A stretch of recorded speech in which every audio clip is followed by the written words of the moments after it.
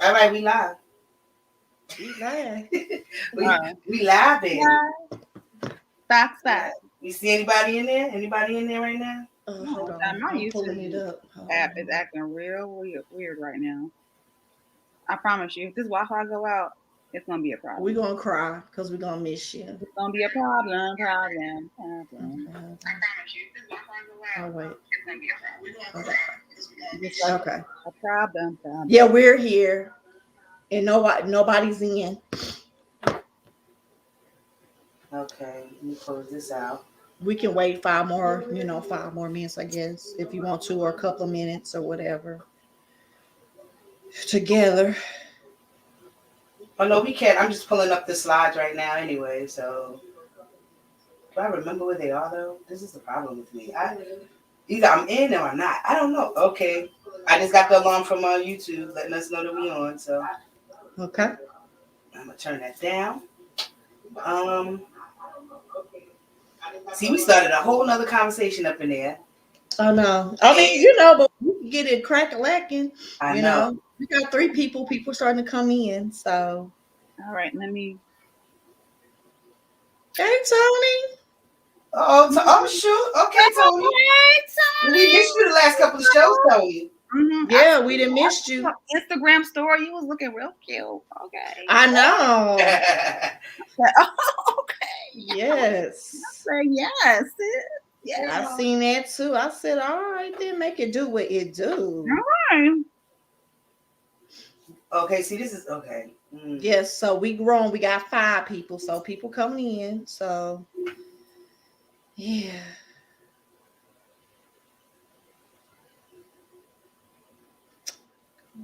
And I'm posting. That's why we're trying to get us. Okay. All right. Well, come on in. Hey. My YouTube is going. This app's gonna get on my nerves. I don't know what's going on. I had to catch myself because I was about to start talking hella smack just now. Don't you do it? Don't you do it. I'm quiet. Hold your mule. The old people say, hold your mule. Oh my gosh. Where is my daggone slides? Hello, everybody. Oh wow, everybody's here. Okay, y'all guys say hello. I'm trying to find these slides real quick. Technology, do your thing. Today. Do your thing. It's not my friend right now. I'm about to mine either. I don't know what's going on.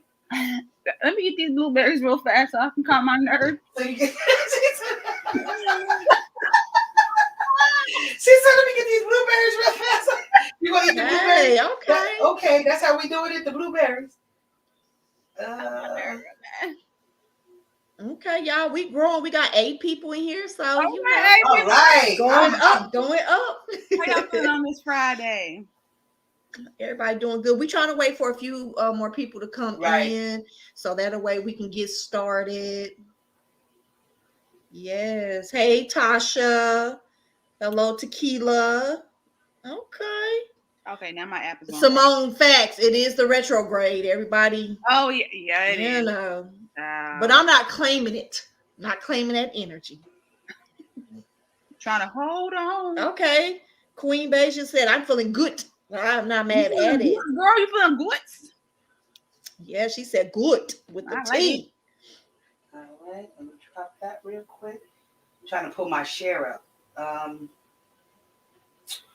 Because Tasha, that's good. That's what's up. You got a good workout, Where's my...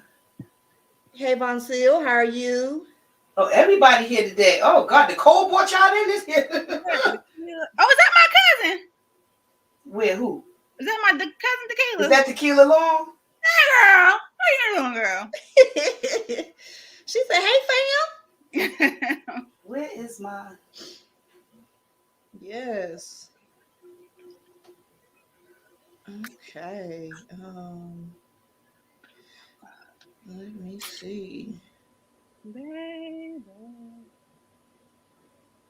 I'm cold too. It's cold. I think we having the same kind of weather, like probably dang near like New York, honestly. See, I was saying, because right now it's 24, but it's going down. Like our temperature tonight is going to be 3 degrees. And I think we neck and neck in the weather. Yeah, and just last night it was cold. It was about this much too. Yeah, we're neck and neck. We're Hey. neck and neck. Where How was everybody's Hey, day Envy. today? Hi, Envy. How was everybody's day today? Oh, hey, girl. Okay. I see y'all. Okay, all right. All right. Let me know when you're ready, Marquita. Oh, I'm ready. Well, wait, no, wait, give me one more minute. One more minute. I'm trying something else because I couldn't pull this up and it's giving me a hard time and I don't know why. Ooh, y'all talking about the Kahoot. Where's my blanket? And I don't know why. Okay, here we go. Let me see if I can share. Look, don't do it, okay? don't do it. Not me. It was cold in Florida. It was cold here. What? It was 50 degrees, 60 degrees. I was about to ask, what was it? 50? It was cold and rainy. 50. Oh, really? Got spotted shower, you know. Okay. When I went outside, I was like, oh, I gotta put a little jacket on, Jacket. She complained about putting on a jacket as they tell us don't stand out there and work 2 or 3 minutes because you'll freeze to death, get frostbitten. That's what they was telling everybody, not without a hat on or anything else. Dang. I said, well, dang, okay. I'm having some technical difficulties, guys. I know. My mom's in. Hey, son. I don't even know why. My son up in the building. Yeah, the lowest here in Florida was 60. Yeah, exactly. Ugh. I ain't even gonna hate on you. I ain't worried because I'm going to move pretty soon, so I'm not worried. I'm going somewhere warm. I'm trying to figure out where I'm going. Yeah. But I got to get up out here because I'm used to all seasons, but I'm over the cold because Kansas is it's doing something different. It's been cold here, but not cold like this. Not like this. Yeah. All right, y'all. I don't know what's happening, but I cannot access. Well, that's okay. We can wing it like we can wing it like we did last time. I'm having a hard time accessing. We just got fancy. It's okay. We just got fancy. We can go back to old way. Right. Okay. I was really feeling myself technically in the past couple of weeks. That's okay. We're gonna have our moments. And I'm like, I don't know why it's not doing it. That's weird. I know why I'm so calm. Wow, what's up? Uh-oh. Y'all done left me again? Listen, I gotta get my anxiety down. So I don't. Y'all left me again. Okay. Yeah. I don't. Okay. I take a little puff. All right. I didn't puff. I chewed. Yeah. Look, don't play. Mine stay right here. Right here. I got water. I did a little bit because I was like, my eyes is already, you could already see. So I'm like, you want to know why it's hard for me to do an edible? Because y'all know what I look like off one. Oh yeah, because you be in a coma. I mean, let me tell you, my third eye opens up because I start dropping all kind of stuff. Be like, did y'all understand what I said? Y'all think she be dropping gems in here, baby? But my eyes be dropped. They literally, and then don't let it go like this. Like that. It's a wrap. It's a wrap. Dang, Aisha. It's a wrap. We already know. Y'all remember that? We was like, dang, we want to be like that. Right. I was like, y'all understand what I'm saying? Do y'all understand what I'm saying? Y'all say, yeah, we get it. Yes. Go ahead. Well, shoot, I'm ready. We ready to get into it? Okay. Yeah, we can get into it. Okay. So, today's show is part 2 of the Narcissist versus Empath. Of course, on our show, we share our raw personal experiences, life lessons, and the research that we do, with these topics or whatnot. This is a safe space, so please join in. Say what you feel. There's no judgment. We're here to, take this journey together, because there's no right or wrong answer. We respect each other. We respect each other's points of view, and we support each other. And that's just what it is. That's the energy that we give. So with that being said, Marquita, can you do a brief recap over part 1? Mm-hmm. Okay. If everybody, a couple of people were here last week. Well, like 2 weeks ago. Now you understand why I write notes. So last show we discussed the common traits of a narcissist, and they have a strong sense of importance, exaggerating of self abilities, craving admiration. They exploit others no matter how it impacts the others, and they lack empathy. It's a disorder. We've learned that it is a disorder, and we learned that oh god, I went blank for a second. Hold on. We learned the difference between the covert and the overt, and we discussed which one we felt was the worst out of the two.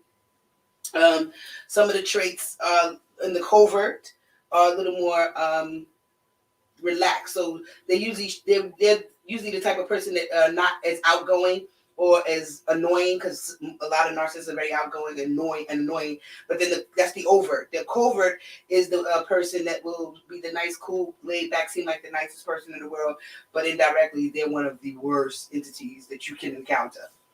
We also discussed how you can fall victim to them and their behaviors, and how they will entrap you with a lot of their ways and things of that, in their strong skill in manipulation. And we kind of touched on a lot of that's pretty much what we touched on, like empath. We touched shortly on empath, what an empath was. And as you said, we're going to discuss the dark empath tonight, which I just found out about. Actually, I did not even know. But we pretty much covered up most of the narcissism traits. And if anybody wants the slideshow that we had from the PowerPoint that I had last show, I do have it. I just can't access it to share it tonight. But I will gladly just send an email to the spiritual view 3 at Gmail, and I will send it right out to you with no problem after the show. All right. So we can, because we're going to touch back on all of that anyway in comparison to the empath tonight. You know what I mean? But I do have I think I have it. But, did you want to expound on empath, since we because I thought we talked about it, which led over to. We did. Okay. We discussed the traits of what an empath, like the traits of an empath is that they provide emotional support for others. Like I'm gonna say that we sense when people need you, and you can sense when someone's in trouble or they need to hear something or they're feeling a certain kind of way. You can kind of feel what they're going through, so you can kind of give them the best support possible because you understand, because you feel exactly what they're feeling. So it's easier to be a supportive person when you're an empath. That's a pro. And a con we discussed of being emotional drained often, because you can feel the emotions of so many people. Being in large crowds is a con because you can take on so much energy. And we were going to discuss on how we can learn how to block, because you need to know how to block so that you can be safe from a lot of these entities, different energies and emotions of other people. And one of the pros and cons is being able to read people. It's a pro because it's a good thing, because it also works well with how you interact with other people. However, it's a con because some people may not like it and take offense to it and have a problem with you indirectly. Because you can do that. They don't want to hear. A lot of times people don't want you to tell them about themselves. And you're overly sensitive, that a lot of people will accuse you of being, but it's not that. It's called hypersensitive to emotion and feeling and energy. So we discussed that, and then I think we stopped it there, because we started a whole nother, like we started a discussion in there, I think. But yeah, we discussed that, how we could learn to block. In this episode, we were going to discuss how we can learn to block and protect ourselves and things of that nature. Mm-hmm. So yeah, I think that's where we were with that. Okay. Well, like we said, we're having technical difficulties, but we're gonna go still, and I'm happy that I was able to get the notes before, or what was on the slide. So we're gonna go. I'm gonna go ahead and go from that. So the next slide that we have planned, we're just gonna go without the slides, is toxic attraction. And toxic attraction is basically when you're drawn to people who are bad for us, who have dysfunctional, even destructive behaviors. Hold on, I'm sorry, I got hung up on my notes. Okay.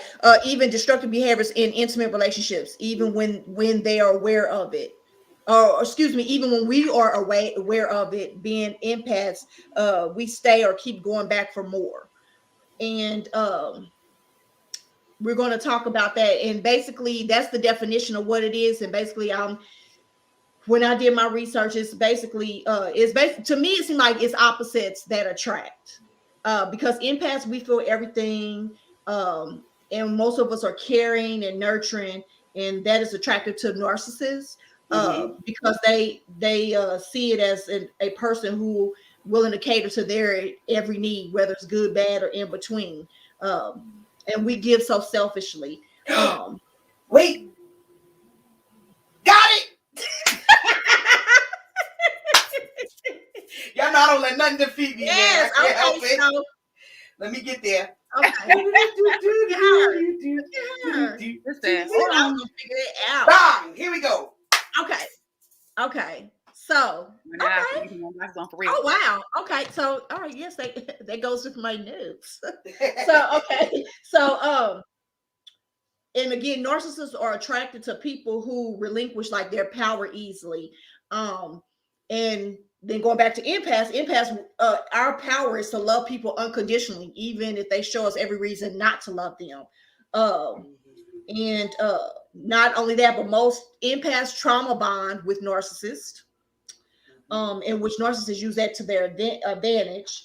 And again, empaths are caregivers, and narcissists, they need like validation and control. So with that being said, Rita, what is your take on toxic attractions? Ooh, child. Listen, we definitely gotta learn. We gotta learn boundaries. We gotta learn how to block it, and we gotta learn the difference between someone who wants to befriend us because they actually want help, or someone who just trying to take from you and take from you and take from you, because that's a form of being a narc. Also, is someone who just wants to take from you and take from you. Right. And we have to really learn that fine line sometimes, because sometimes, as being an empath, like we've said before, we always want to help, even though we put blinders on to the toxic traits that they have. It'd be right in front of our faces sometimes. It'd be right in front of us, and we are blind to it. Even with friends, family. What you gonna say? Go ahead.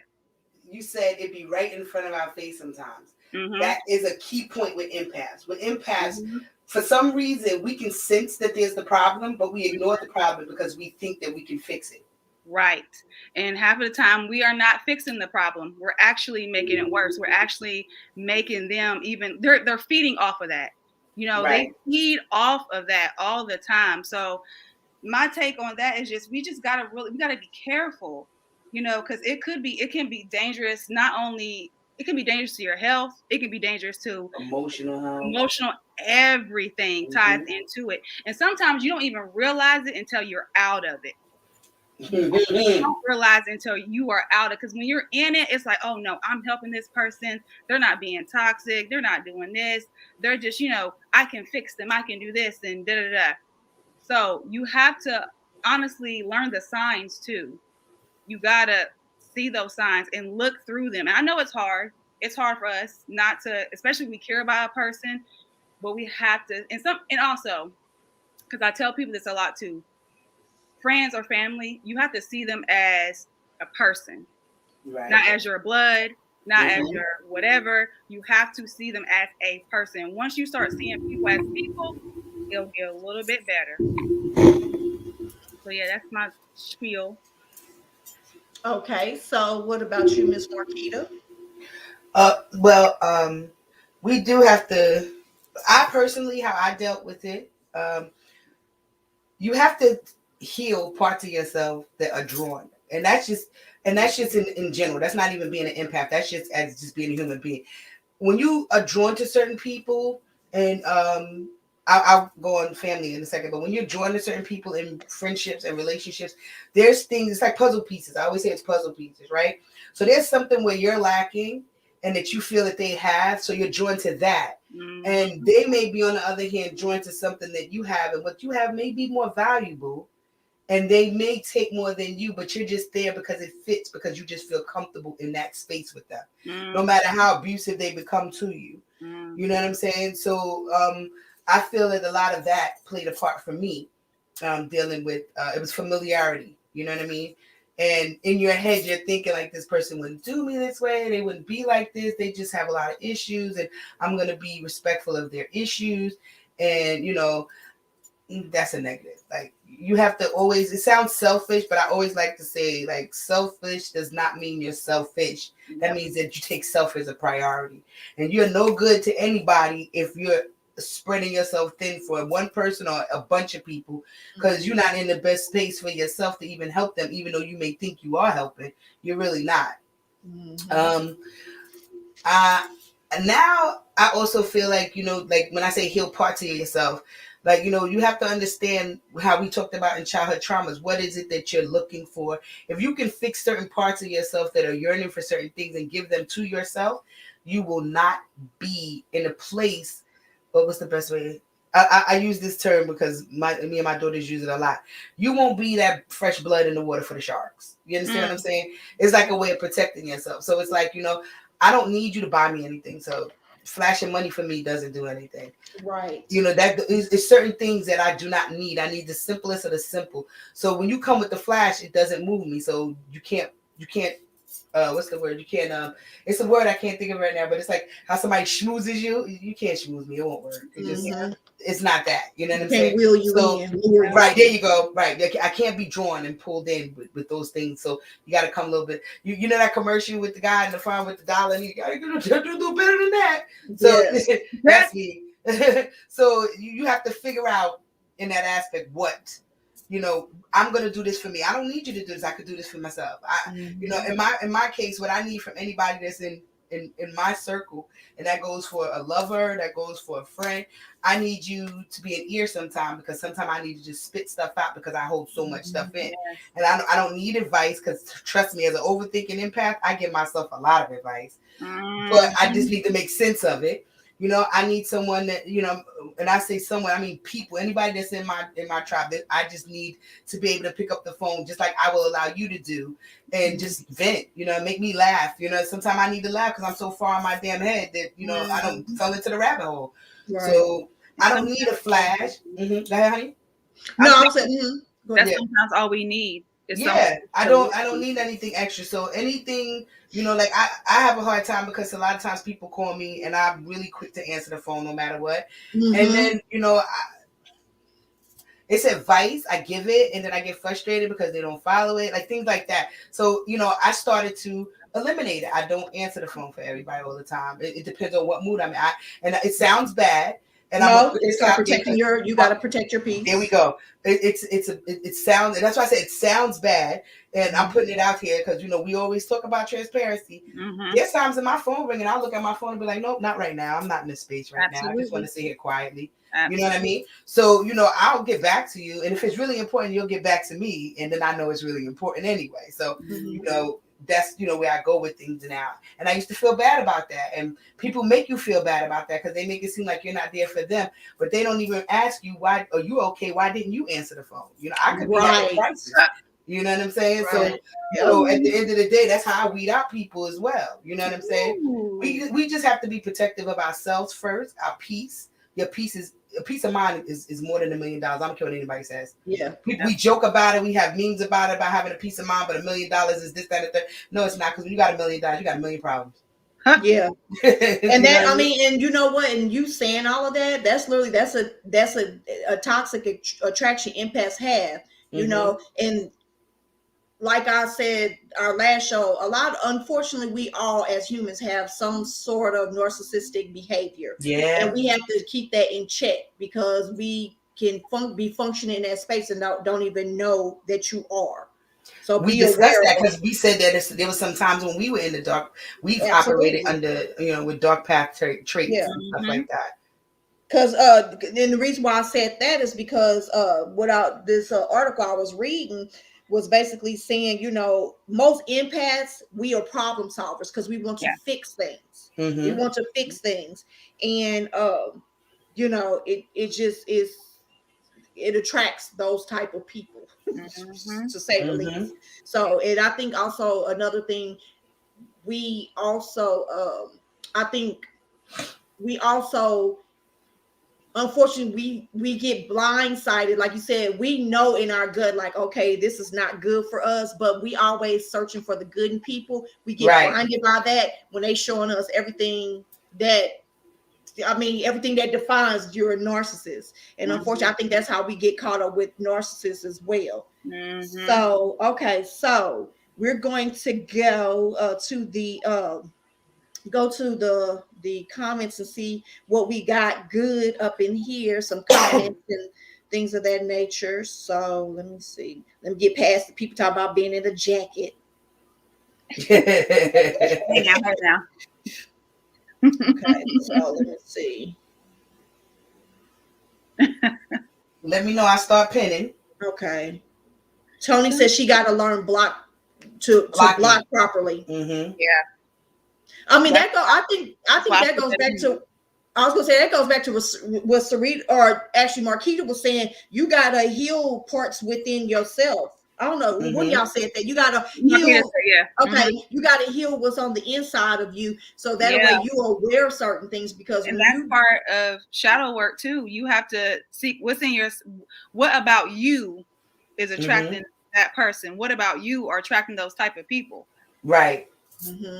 Right. And Voncel, actually, she this is a good one. She said they feed off your energy. Actually, they do feed off your energy, but who's not attracted to good stuff? Right. That's you know the what lure. I mean? It's like, not that they lure you in and then feed off your energy. They start out giving you the world, everything that you don't even have to ask. They just flourish and they just give you things. They give you hugs. They give you the attentiveness. All of that is there. And then that's the trap that they set. Once they set that trap, then they feed off your energy. Because now you're at a high energy. That's why you have that tug of war with a narcissist, where they give, then they take. They give, then they take. So you go to these highs and these lows. And the longer you're with them, the lower the lows go. The highs never get any higher, but the lower they go.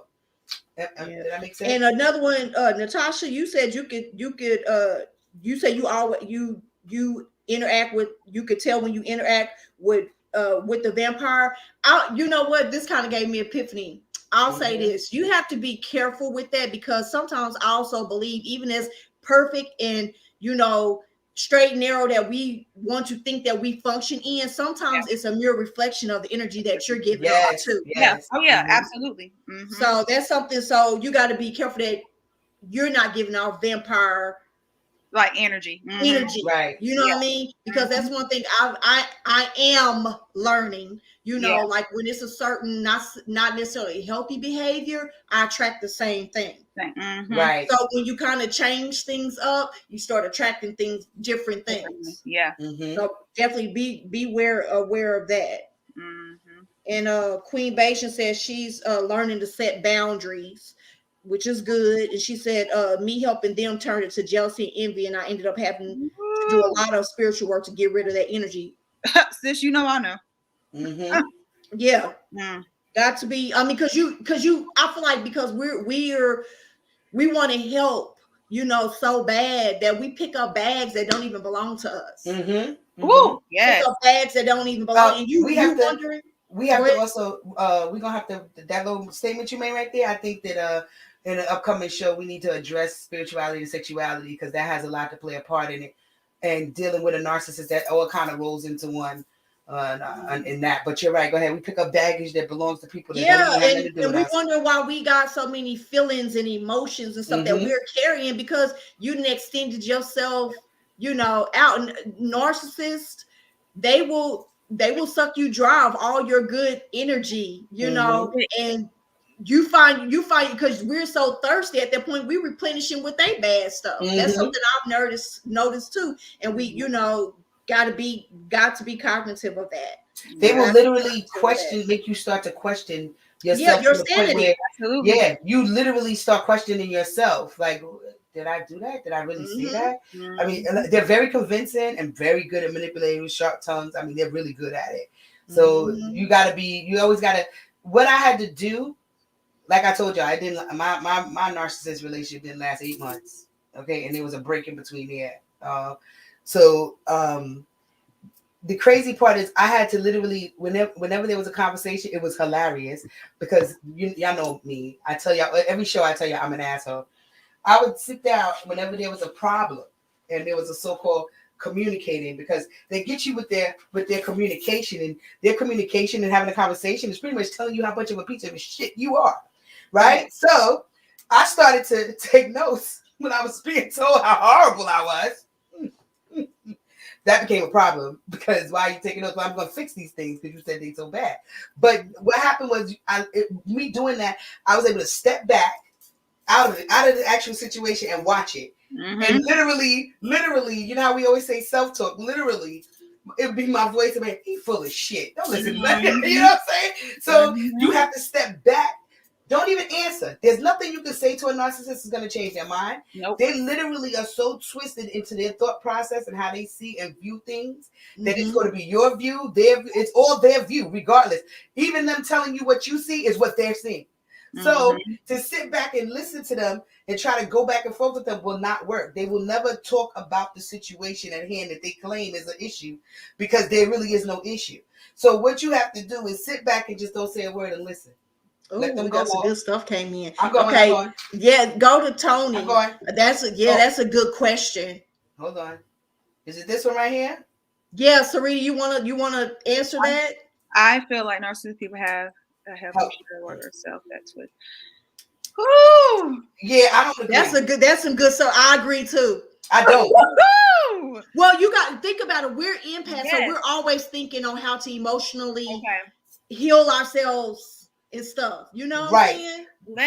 You go ahead. You answer. Okay. I'm gonna write mine down. How I can answer this is from my own story. Okay. Mm-hmm. So I was in a relationship with this person for, I want to say, a year, maybe a little bit longer. Okay. And this is where my journey began. This is how I started my shadow work, because that was a very good point. That took me back. Mm-hmm. This is how I started my journey with shadow work and self-love and believing in myself and believing in my own power. Right. Because when I was in this relationship, he took my power from me. Yeah. He took my confidence from me. He took everything. I'm not going to say everything, but parts of me that I loved, parts of me that I love and that I love to do and enjoy doing. He took that from me, because in his head, oh no, she can't do this. I'm the only one who's ever going to see these parts of her. I'm the only one who's going to love her. I'm the only one who's going to understand her. So this is how I dealt with that, because like Marquita said, I had to step back and take notes and see what he was doing. He almost took me away because he knew that me and my mom had like a great relationship. So he tried to like separate us too. And that's another thing. Yes. Too.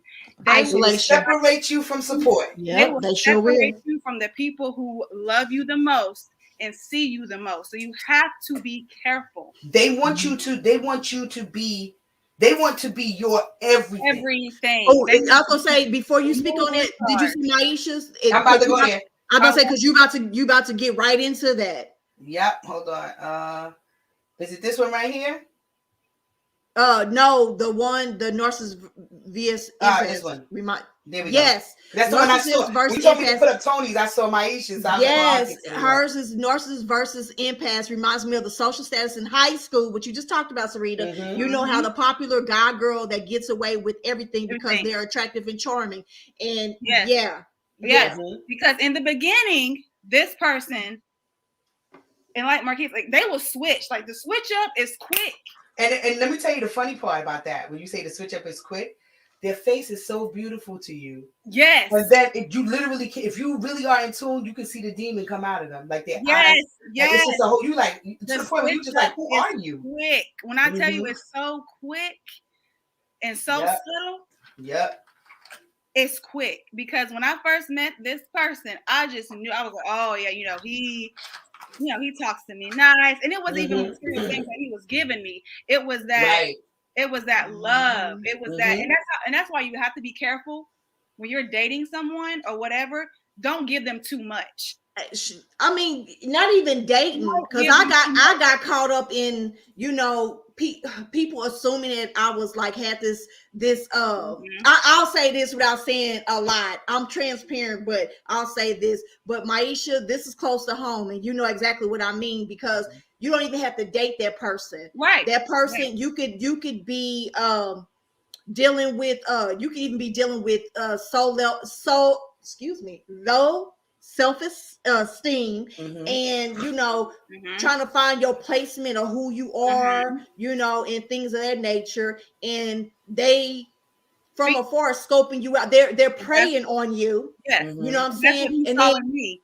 He And saw then my low confidence. and see me, the same thing with me, and I was going through an emotional situation, and they Mhm. flipped it, they used it against me, Yep.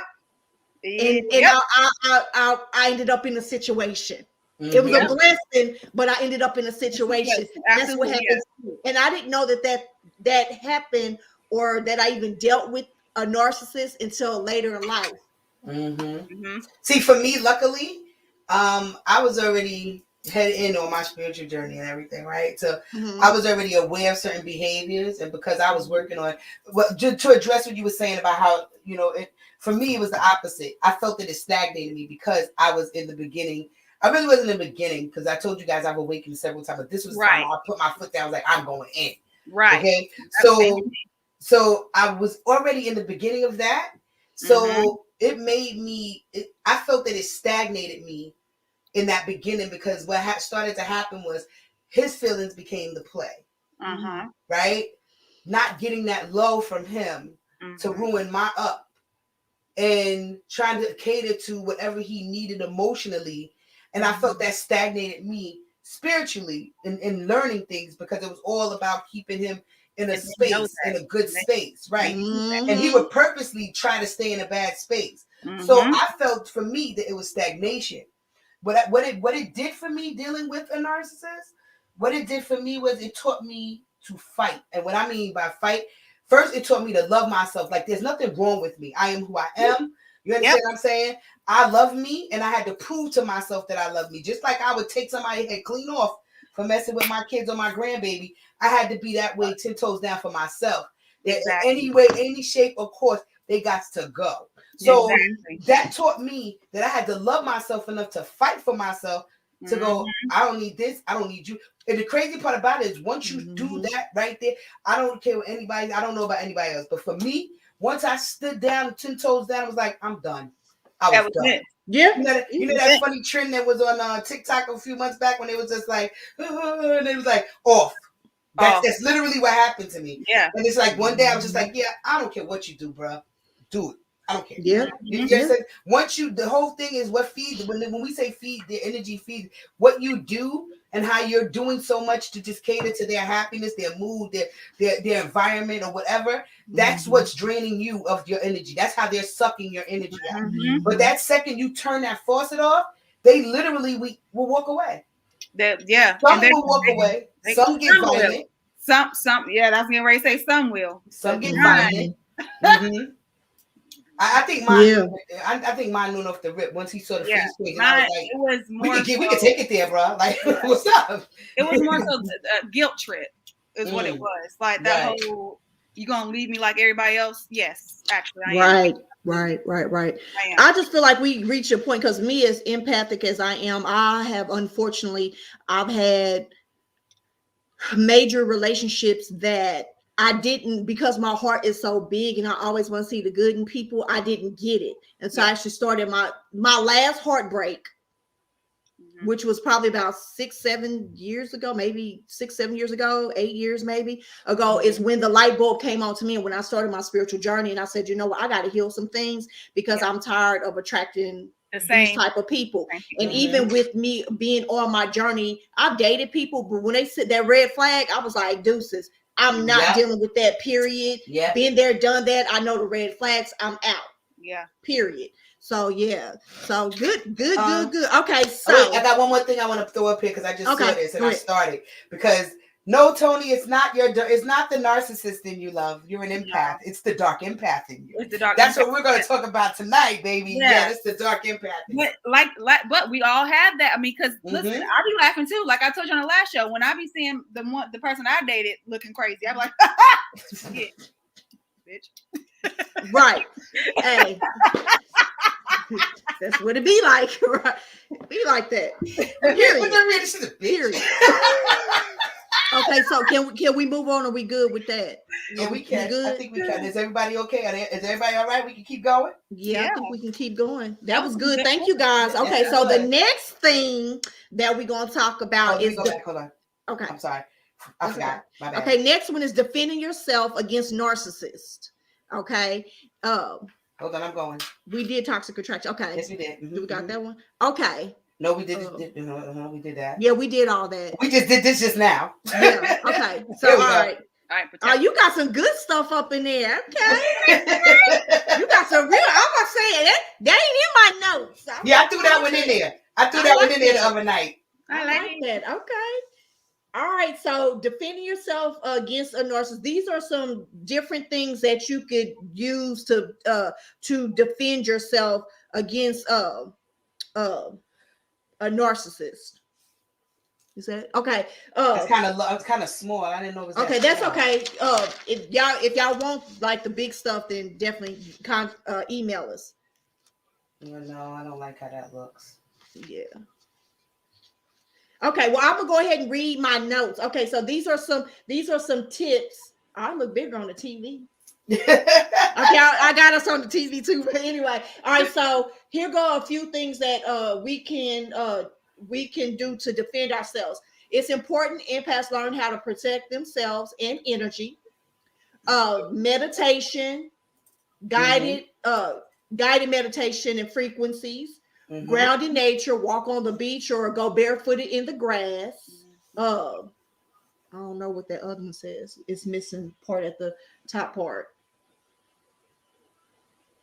To build personal walls so you aren't easily absorbing emotional.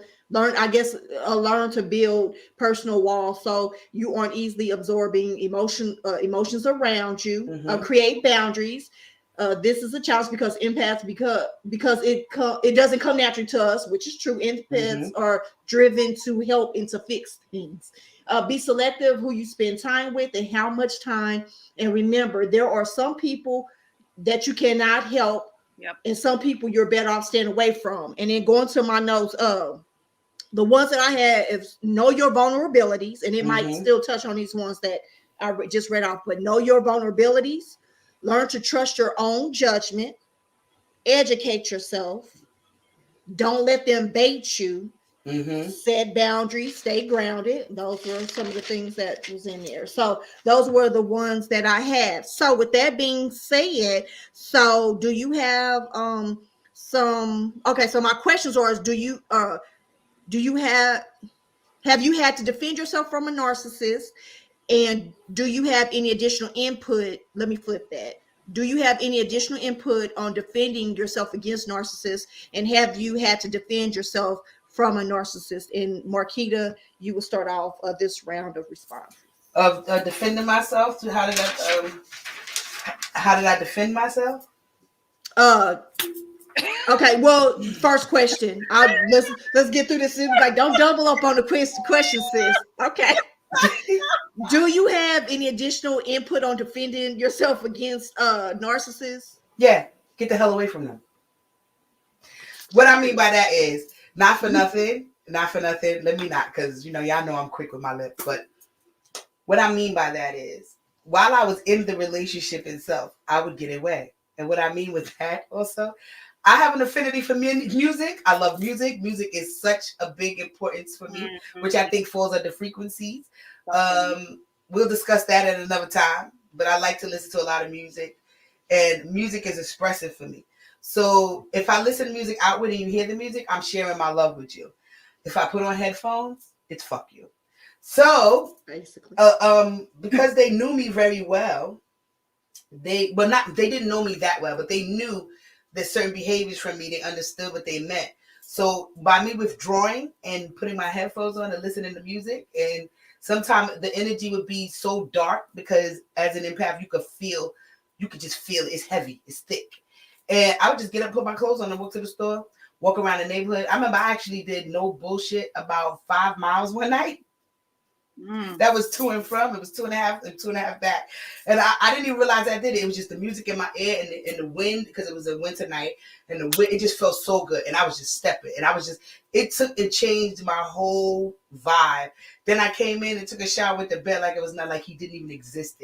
And I think he was getting more desperate to do things to trigger me to have this, to go back and forth and have this argument, create this argument. And then one night I just looked at him and was like, nah, B, I don't care what you do. Like, even to the point where it was you don't love me, you don't care about me. And it was just like, you just trying to hurt me. And I was like, where the fuck did this come from? I didn't even say that to you, bro. You just doing dumb shit. Like, I don't know. And I just literally turned everything off and was like, man, do whatever you want to think. Think what you want to think. Do what you want to do. I didn't even try to get into a relationship with you. You came and asked me for a relationship. So I was just like so baffled. Like, one day he literally was like on this little rampage and having a conversation and talked about how shitty of a person I was. And I said, what the hell did you come looking for me for?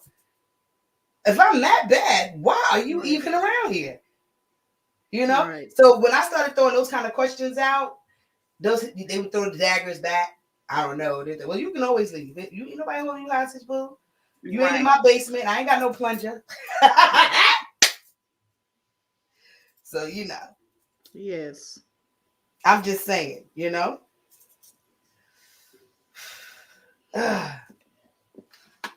Okay. So the next one is obviously you had to defend yourself because you told get the hell on. So I don't even know if we need to even ask that second question. So Sarita, do you have any additional input on defending yourself against narcissists? And have you had to? Well, yeah. Oh, I'm sorry. Wait, hold on. Give me 1 second, Sarita. Tasha, boo, I love you to death, but we need participation in the conversation right now, sweetheart. Okay, so you're kind of going off topic right now in the comments, and I'm gonna ask you if you could just just give us a second. All right, Sarita, go ahead, take it from here, honey. So what was it? Me defending myself? Yeah. Well, do you have any additional input? Right. Defending defending from like narcissists or Put them in the freezer. have you had to defend yourself? No, I don't put them in the freezer. Yes, I've had to defend myself, and how I did it, like Marquita said, you have to get away from them first, and also start doing things that you enjoy, because that also will, blindside them. Right. Blindside them and everything. So first, start doing stuff that you enjoy. Get up, get dressed, get out the house, even though you're not going anywhere. Yeah. Doesn't matter. Remove yourself from that energy. Remove yourself from that energy at all costs. Now, I will give a spiritual tip of how to defend yourself. Is, y'all know I love water. I'm big on water. Big on water. So I love water. Big on water. So, but I love water. Get under that shower and say, I want this person away from me, up off of me, their energy, and let the water just hit you. Let it hit you. Now, on the serious note, because I've had to do a restraining order on this person. I've had to do that. Okay. So, if you got to take it to that step, do that. Wait, you live in Florida? Okay. I had to take it to that step. Okay. Also, bang bang. Yeah. Me living in New York, same people. Okay. If you gotta take it to that step, take it to that step. Get you some outside help. Get you some outside help on the if you're scared for your life or you're scared this person might hurt you, get you some outside help. Don't be afraid to ask for help. Don't be afraid, because that's something also that they will try to take that away from you too, that they are your safety zone and all this. They're not. Mm-hmm. Yes. Yes. Let me see. And yeah, there are some some good things in there. Natasha, yes, walking is good. That's definitely good. And she asked, how do you defend when the words stop flowing? When the what? She said, how do you defend when the words stop flowing? Words of what? Like when they stop talking to you or they just stop communicating with you? Is that what? Because I was gonna say, I feel like that's just That your they're inner giving spirit they're- defense. Yeah, they're giving you that's child's play, because that's what mine did. It's that It's child's play, but when you, I feel She's saying how I'm interpreting, I'm wondering when we stop. when she, like, when the words stop flowing from her, I feel like that's your Oh, natural, okay. your spirit speaking to Got you. you. Oh, So I thought you you not were the person. don't give so much of your energy. That's Got you. I Okay. feel like that's what that is. When you, because I have those moments where I have shut down, where I'm not going to keep on giving my energy because it's not giving nowhere, and I feel like that's my spirit protecting me of not exerting myself more than I already have. Mm-hmm. So I mean, me personally, Okay. I kind of feel like that's what it. I feel like that's what it is. It's just your spirit, either your spirit protecting you or spirit telling you be quiet because there's a lesson that you're supposed to learn. Because sometimes we could speak too much and not get the lessons. Yeah, oh, that's facts. Because spirit will let you know, and we just gotta be, we gotta tap into that. Right. So, and also just look for the signs. Because like I said before, a lot of us don't pay attention to those signs. We do, and we ignore them. We ignore them because, like I said, automatic we go into overdrive of thinking of how can I fix you? How can I love you back right? How can I take away your pain? You know what I'm saying? And I think that's what happens. Yeah. So yeah, as far as protecting yourself, is that get away? I don't know if the comments, is that what you was asking, Natasha? Yes, I think so. Okay, she said wow. So is it good wow or okay?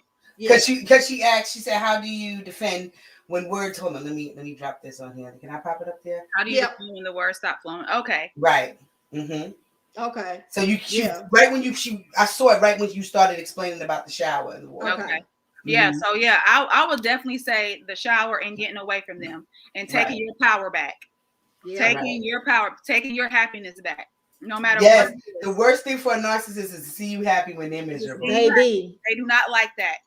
They're going to try to stop it. They're going to try to pick fights and all that. Such a triggers because they're very observant. The funny part about a narcissist is they'll draw you in, but they draw you in like they're a safe space, right? Yep. So you divulge all of your deepest and darkest feelings, emotions, secrets, whatever.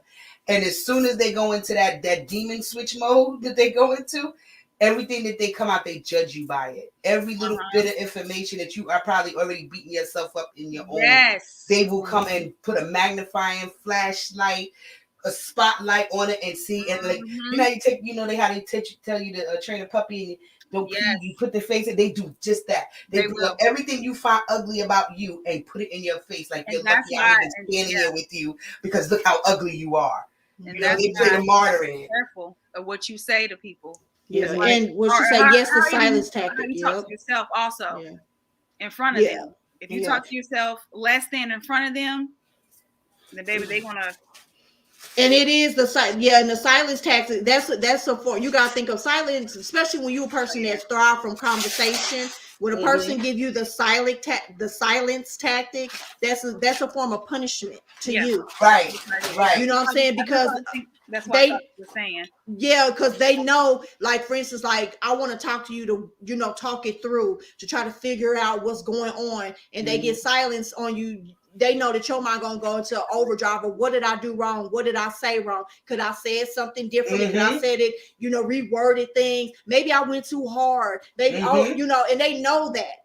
They know that about you. So and they know that about, if they know you, they know that about you, and they're using that because they know that's where you're gonna spiral to. And they use it as a whatchamacallit. And when they get you as low as they can get you is when that high part comes back. That's when they come back like, I'm saving you. I'm making you smile. Yeah. And then it's always, well, I heard what you were saying to me and I had a moment to think on it. And it's like, even if they do that, that's a good one. Yeah, well, most of the time it's because it's like it's reeling you back in. Mm-hmm. You know what I'm saying? They make you believe that they're giving you what you asked for. Yes, for sure, for sure. And it's only for like literally 5 minutes. You're only getting it for that moment. Right. Mm-hmm. Okay, well that's some good stuff there. And the next one is our next slide should be how to interact with covert narcissist. And the covert narcissist, if I remember correctly, that's the that's the dangerous one, right? Yeah. Yeah. We thought that was. I had to rephrase it. We thought that was the dangerous one. Okay, hold on. We got one. Question. I'm coming. What's your best practice for calling yours back? Calling your power back? Just that. Just that. Just that. Yeah. Just that. Just that. You know what I like to do when I use that mantra of calling my power back? I like standing in the mirror. Yes, absolutely. I know I love a good mirror talk. Yep, stand in the mirror. Right in that mirror, baby. Yeah, and basically just demand your power back. Link, and just say, whoever has a hold over my power, release it from me, and I demand, and I recall and demand my power back. And just just do that. Queen Bashan said, question, when they ask you okay, did I do something? I don't feel like I owe them explanation. Is that wrong? No, because they know. They know. When you start explaining, that's how they know they got you.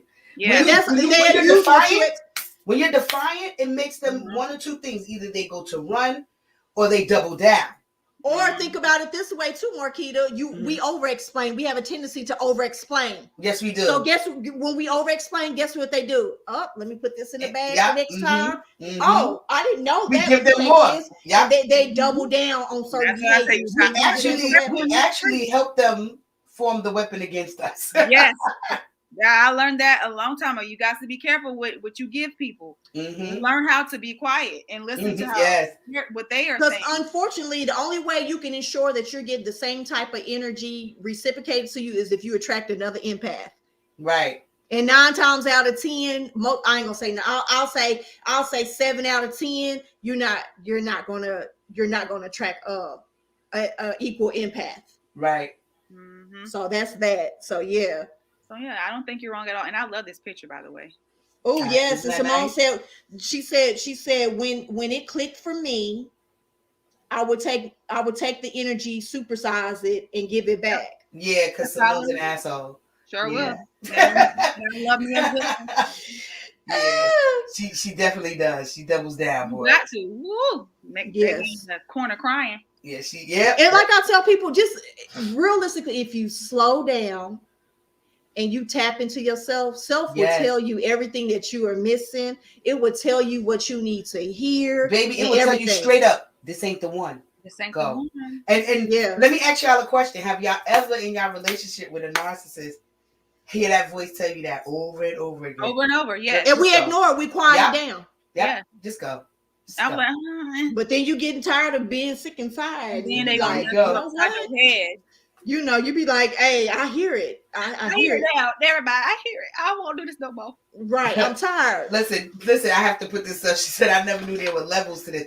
Baby, there's not just levels. There's towers and skyscrapers, girl. Yeah. We're just touching on a little bit. I mean, as soon as you think you got one level, booyah, a new level, Aisha hit us twice with levels. She sent us a daggone video. Was like, there's like 5 other narcissists. I was like, oh, wait, what? There's more? There's more? Yeah. There's more.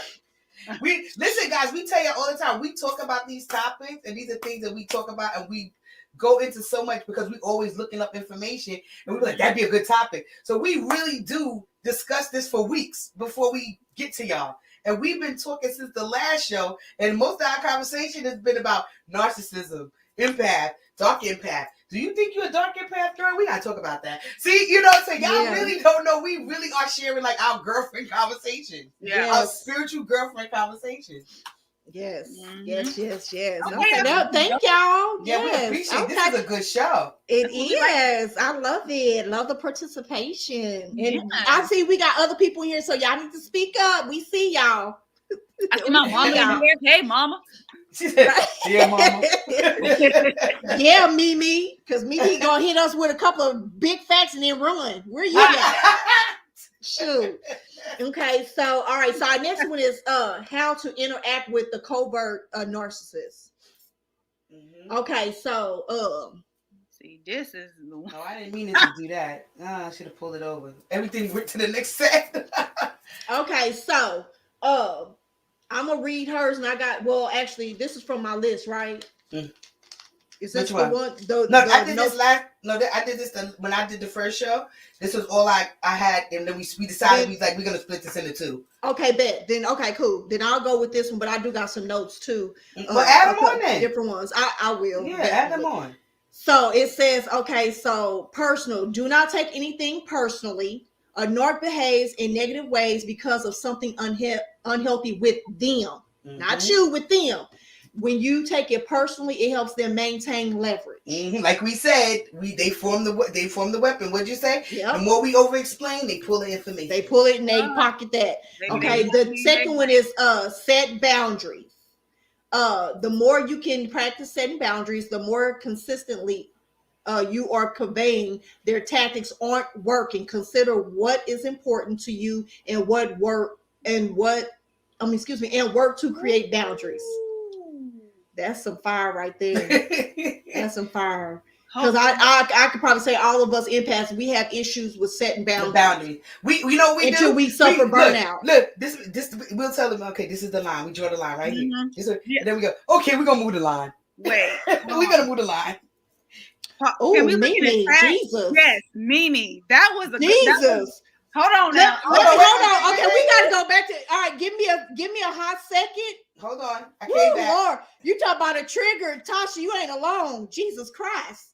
Okay, let me read how to interact real quick with this. And didn't we just talk about this?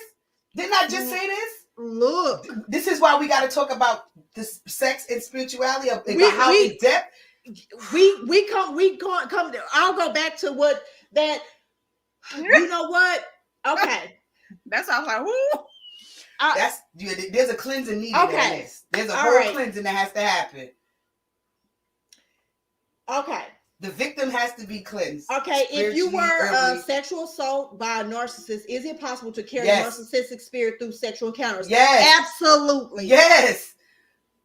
Yeah. Sex is energy transfer. It is energy transfer. And the thing is again, I feel like this. When it comes to spiritual entanglements, because that's what has happened. That person unwillingly inserted themselves in your life and your situation. So with that being said, we don't know it, but that, like I say, that thing in us, that empathic part of us, always question, like, this ain't me. Why am I doing this? Why am I acting like this? Yes. Why am I putting myself in these like, I feel like we already know who we are, but because you have a spirit that was unwillingly kind of put in you or leached onto you, you always kind of question when you have certain things. But with that being said, doing that shadow work and healing from your sexual assault, you gotta heal yourself from that. Otherwise, you always gonna have an open wound where those spirits kind of seep out of. If you don't take, what happens to a wound when you don't properly care for it? It gets infected, and it starts affecting other parts of you. So, number one, doing the shadow work of healing from that. The only reason why I can speak about this is because I'm a sexual assault survivor as well, and I went professionally, got help, and then spiritually, I didn't help myself. So with that being said, then also you definitely have to do a cleansing bath where you release it. I would, and I don't care if you got to do 5, 10, 20 spiritual baths to cleanse yourself to get rid of it, because some people got some strong ass demons attached to them. I would recommend 7 days of doing a releasing bath. If that's what's holding, if you feel like that's what's holding, doing 7 days, just cleansing yourself out, and also doing a lot of sacral chakras meditation and root chakra meditation, and frequencies. Also, they're healing frequencies. A lot of that in you too. But she has said that she is doing her shadow work, so I am proud of you for that. I am also proud of you for even saying this. Speaking on it, yeah. Speaking on this. Yeah. So that's you're taking steps. This is steps for you also. So be proud of yourself for this. And she said moment of transparency. That's Transparent. how I'm going. lured, I'm going there. lured the most. We all have. Mm-hmm. Because again, Didn't we talk about this too? Yes, we talked about this. Mm-hmm. And the reason why is because we actually spoke about it earlier before we got on live with. Sure did. Yes, we did. But again, because we are working out of and I got spiritual basement in me, so baby, if you need the 7 days work, you know, mama got you. Yeah. But anyway, we all lured because again, it was a spirit and action that was introduced to us. That's right. So, like, and again, like I said, in spirits, you start operating in spirit, and that's why people gotta be careful with certain things because you invite certain spirits, or unfortunately, you in situations that unwanted spirits come on, you start functioning them, and you don't know why. You know, you really don't know why. So it's just, this transparent. That's like I said again. When you can say things certain loud, that is a first step of healing. Yep. Yeah. That is the first. Yeah. That's and then all that though, but that shows that you have an aha moment. Yes. Right. Yes. So be proud of yourself for I'm very proud saying that out loud. But all of us have done that. Yeah. Because it's a fucked up way, and excuse my language, but it's a fucked up way when dealing with sexual assault. You're introduced to certain feelings that are confusing as hell. Because it seems like your body betrays you. Your body, because it's like it's just doing what is natural. Your mind, your mind is like, this is fucked up. This ain't supposed to be happening. But then your body is introduced to a feeling that's feeling good. So it's a fucked up situation to be put in, and you function conflicted through that shit, especially when it happens when you're young. You carry that shit. And you never was able to sit down and heal through that shit. Process it or anything. We are going to definitely talk about this because I mean, and this is coming from somebody that my first sexual assault happened at the age of 7. I got sexual assaulted from the ages of 7 to 12. 7 years old to 12. Wow, I was older. So I've had to do a lot of healing. A lot of unpacking.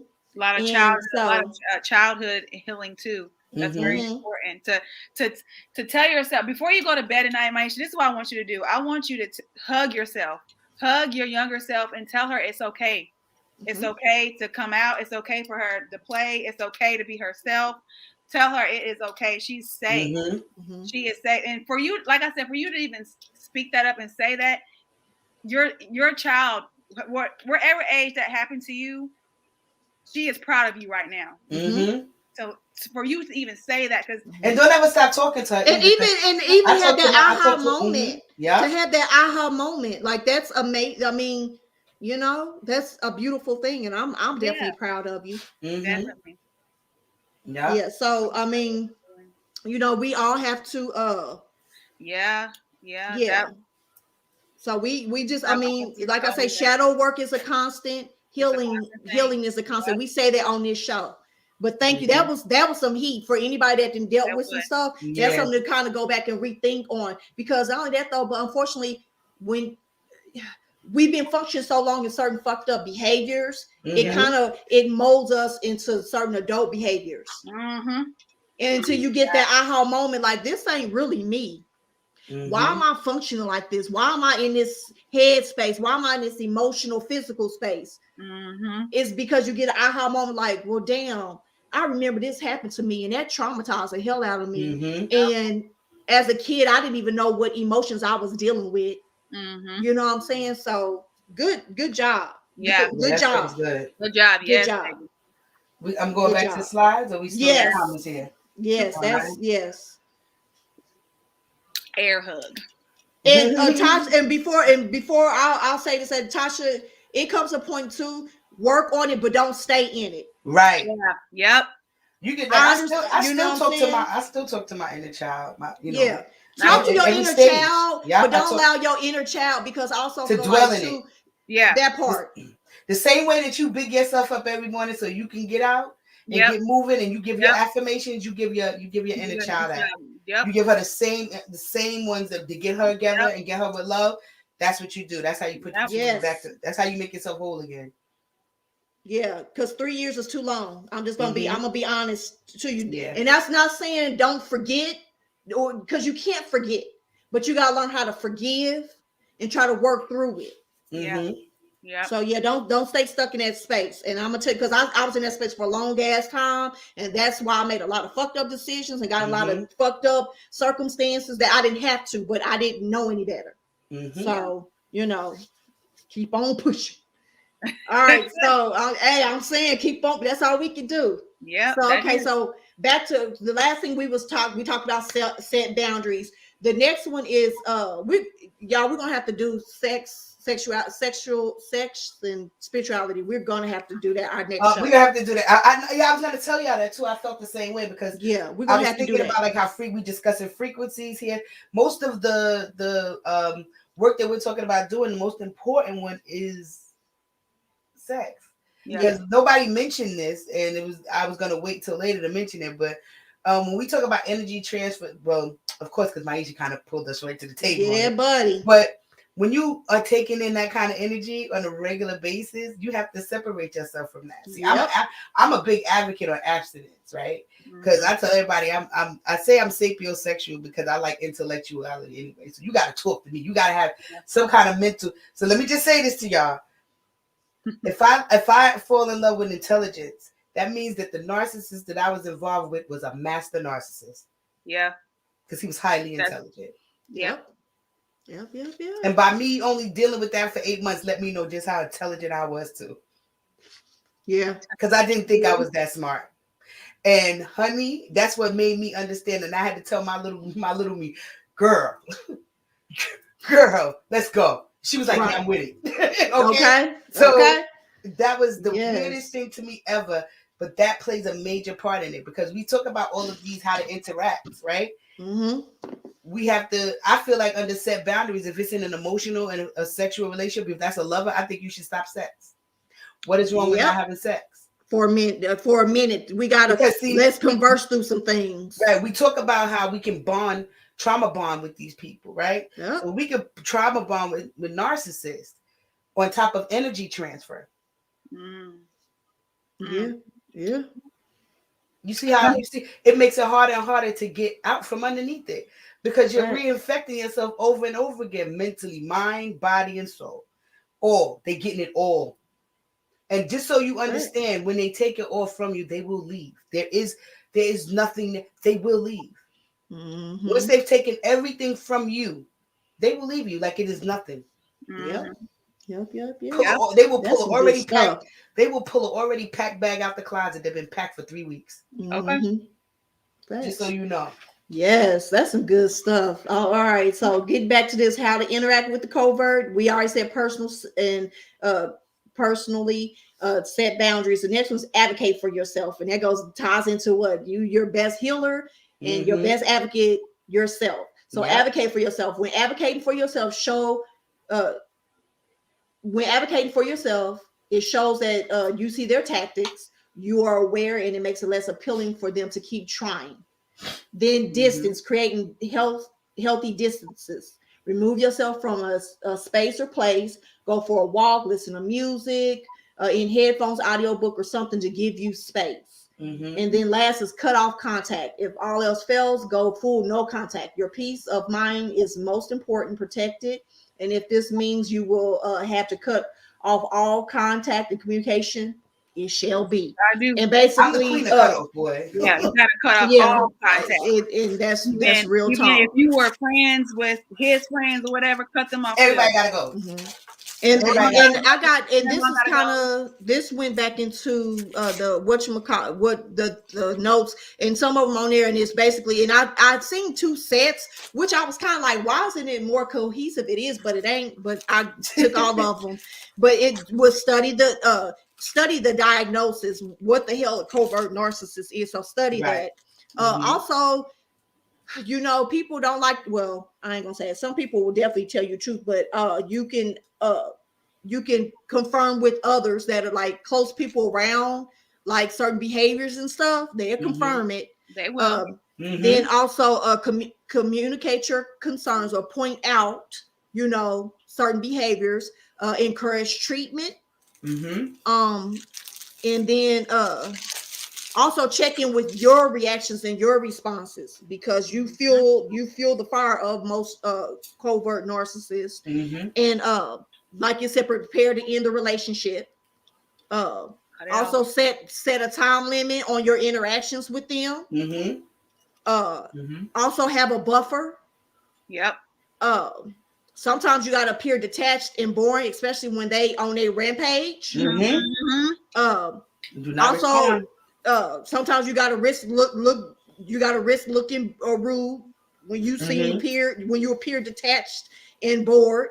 Then also don't expect others to understand, because you might, like I said, you might be able to ask some people, you know, did you notice but you know, sometimes you won't. Some people make excuses for them people. And like I said, reconsider going full no contact. So that's that. Let me see. I like full no contact. Right. But, so my question is, but I'm gonna tell you, this is where I feel like I have that dark empath, because I call it my asshole, but I think it's my dark side. I am that person that will do the whole play the game of the. It's kind of what everything we're telling you is it antagonizes the narcissist. Technically, it pushes them back. It's like fighting back with them without actually getting verbal or physical. So for me, it depends on what mood I'm in. Remember we said about the dark empath, because I'll play that game and be in the game of it, and then once I go because in my head, once I go full cut off, you're just done. There's nothing else to do. So I'll play back and forth with the game to let them understand, because they're very smart. Let them understand, like, I see what you're doing, and I'm gonna play with you right now, so you know I know what you're doing. And then sometimes that's still not enough, because they're so cocky they don't think that you're on their intellectual level to begin with. That's facts. That is fixed. Okay, so my question is, and it start off with Sarita, how have you interacted with the covert narcissist, and how did you handle it? Yes, I have. I have. I cut off all contact, like I said.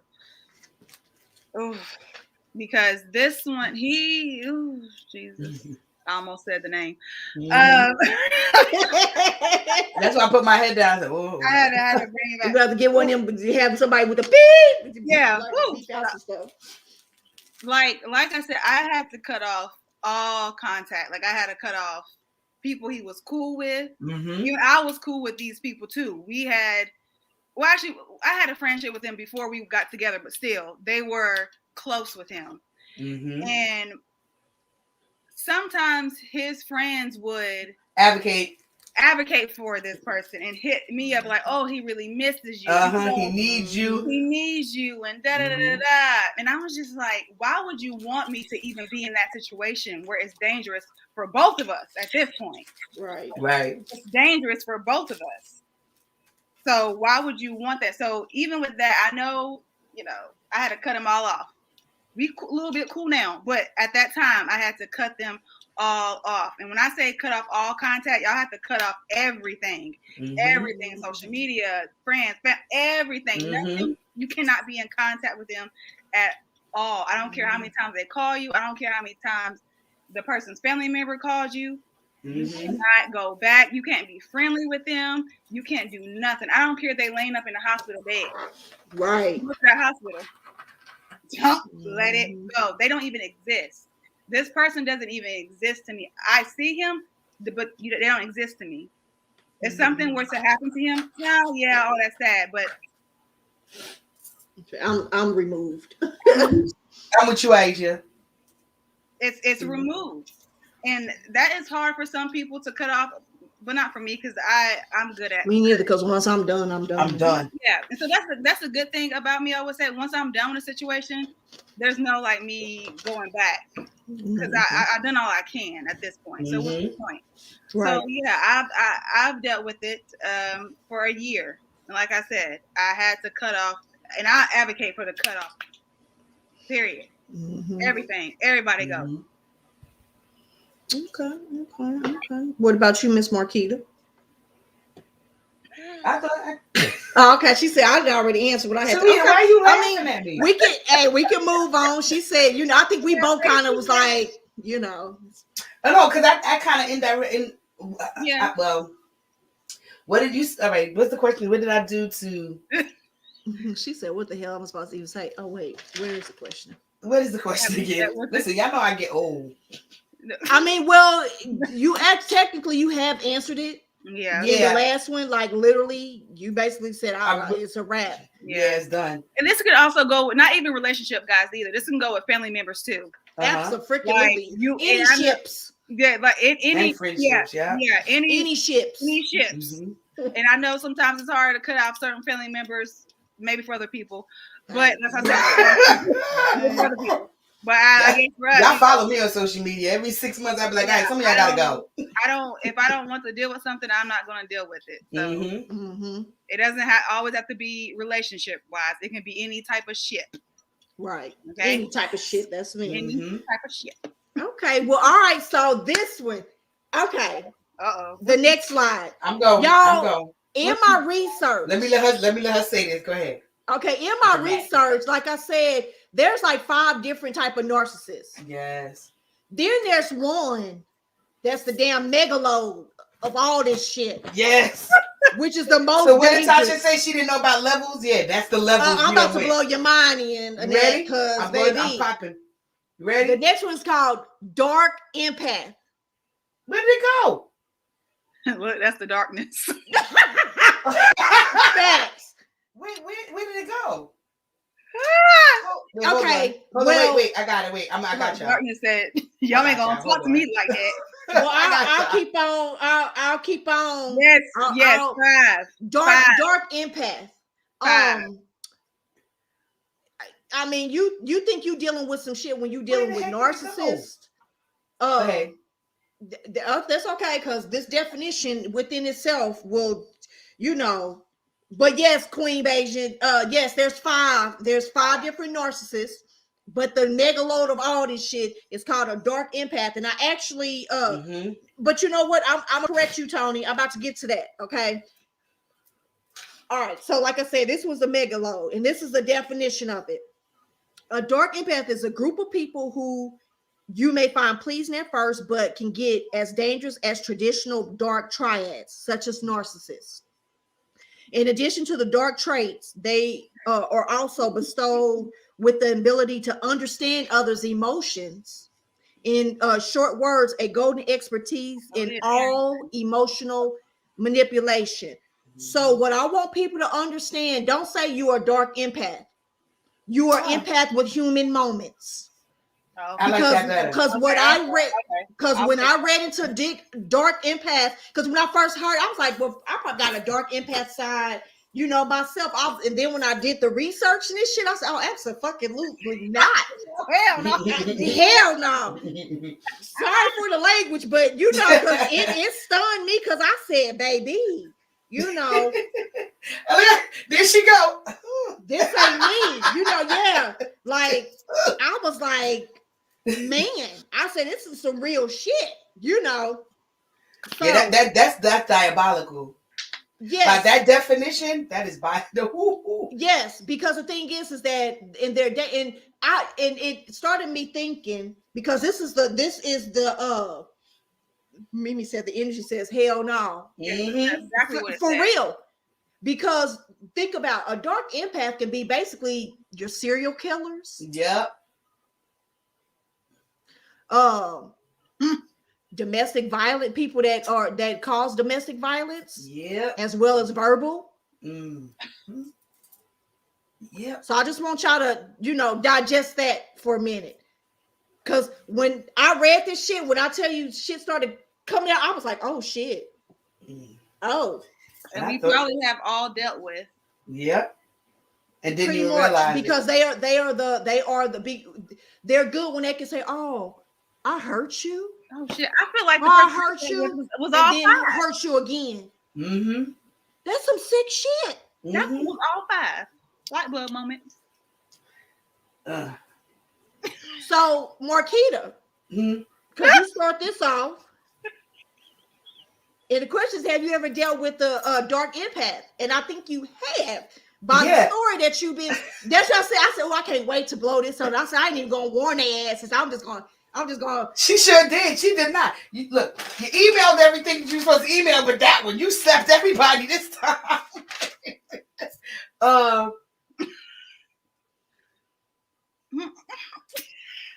So in turn, if you think about it, we've probably dealt with our narcissists, and I'm sure we didn't deal with some dark empaths. I'm telling you, I think he was all five. I'm honest to God. Now that I'm thinking how you just said that, that wasn't a narcissist at all. No, that was a dark motherfucker. That was some dark shit.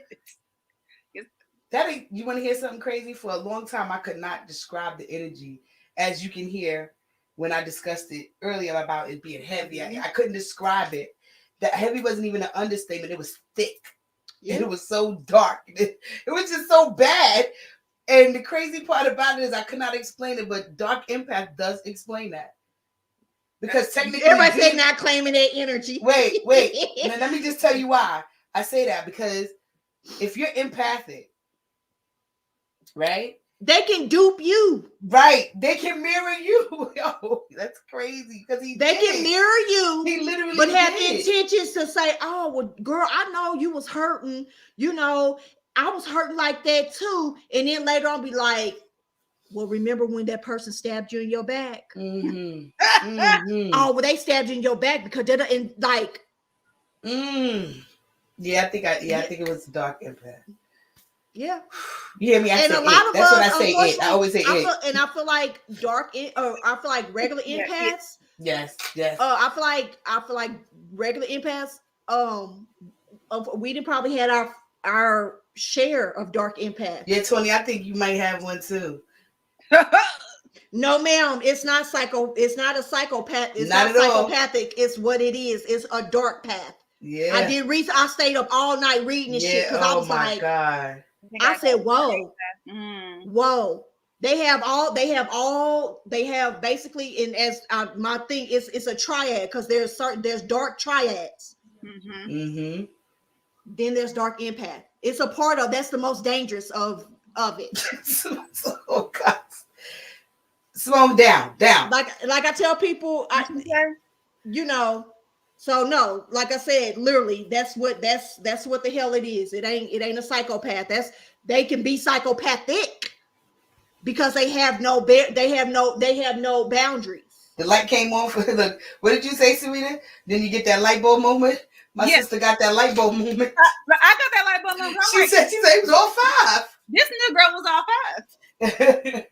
Whoa. It's wrapped up in a bow. But the thing is, because most narcissists, they don't have emotional. They don't have no emotions. No. With most narcissists, but when they have all these other dark triads, all these tears, they have all these dark triads, including the dark empathy part of it.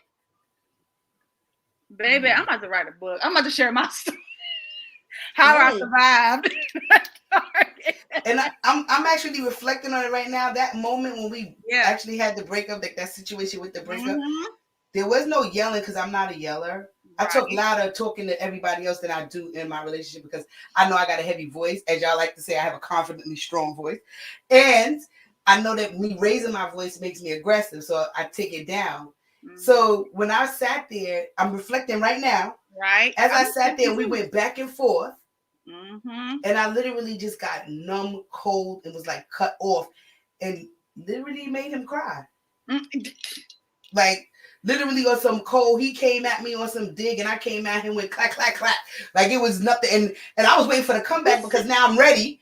And then my dude looked at me and started crying and closed the door. But I still feel like that is the empath having a human moment, because even empaths, we have enough be a fucking enough. Yeah. That's true. You know what I'm saying? So I feel like, we have human moments, and I'm gonna read this little, because I was trying to do even more research or whatnot. Now Aisha got me over here. Hey, she had me like that all week. I was looking up stuff. I was like, no exaggeration. This was me. I'm at work looking. I get the text message in the group. I said, okay. That's what I said. She threw the video in. I wrote it down on the wrote everything down on the poster and just kept looking at it. We're going, damn, I said, have y'all heard of it? Well, because in the reason she got why, me.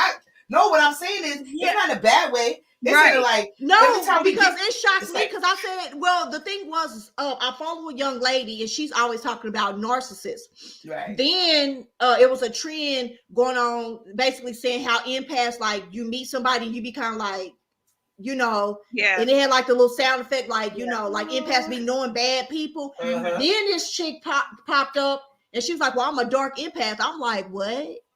I was like, that's not real. And obviously, you know, you heard people like, there's no such thing as dark empath, da da da da.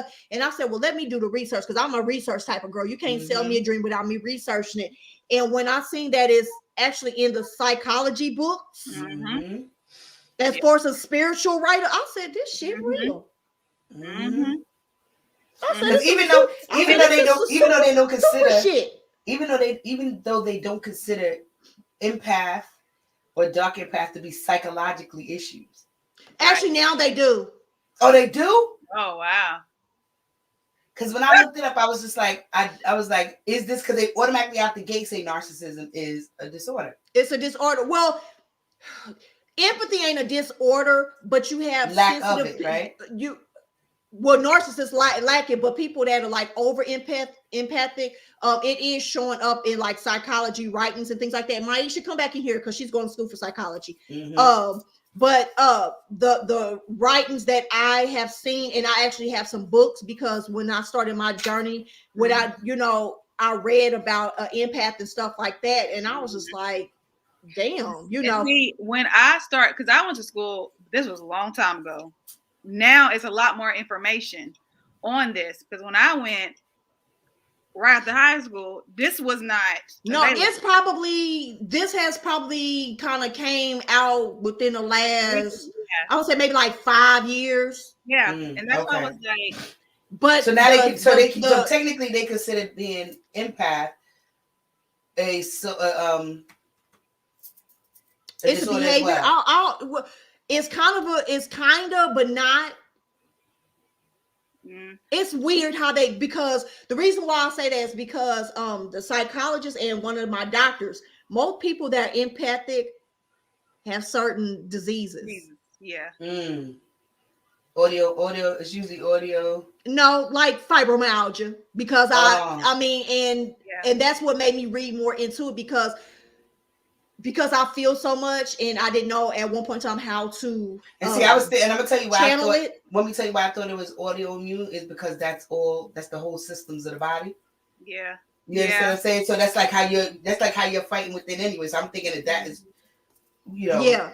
So yeah, and I'm pretty sure they're probably still doing more, and I'll go deeper because I was already down the rabbit hole. So I had to go to sleep and get some rest because I was just like, okay. I was like, wow. You got some questions? Yeah, I seen it. And then I'm gonna read this excerpt that I got. Okay. Will they ever get to the point and notice their toxic behavior and really want help? Some of them know it anyway. They know it now. Yeah, that's their power. They know it now. They just duking you. But want help as far as wanting help? It depends on how they benefit or lack thereof of it. It's very Very but rare. You know what?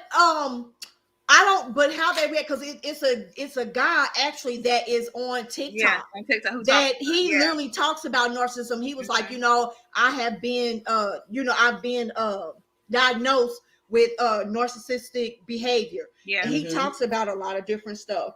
And so he's aware of it. He's aware of it, yeah. But there was 2 men. I haven't seen one, but one of the men that because I was just like intrigued, like, damn, you're diagnosed and you're really saying like this is true, and things like that. So yeah, the whole key is they're probably, if they had more people to study, would have a lot more information. Because I feel like a lot of narcissists, they mask themselves to blend in with every day, unless you get a more intimate relationship with them. Right, and that's when you can kind of say your ass is off. Yeah, I'm with you all the time. I'm with you morning, day, and night. And this ain't the same person that's out, when we in public or at your job. Yes. I mean, a whole different, Chad at work, a whole different Chad at the fucking party. When you Chad at home, it's like, I don't even know your ass. Right. I done met three different two you. different Let me just additional say it, people. okay? You know? When I spent that whole, I ain't gonna say too much. Say, but I Yeah. was like, what the fuck is this? Who? So think about that. I've So been okay, in so some this is what it says. It says the dark side of an empath is considered a mythical beast to be feared, shunned, and denied. The dark side of an empath lays beneath the label of empath. So I agree with it, but I don't. So let me finish.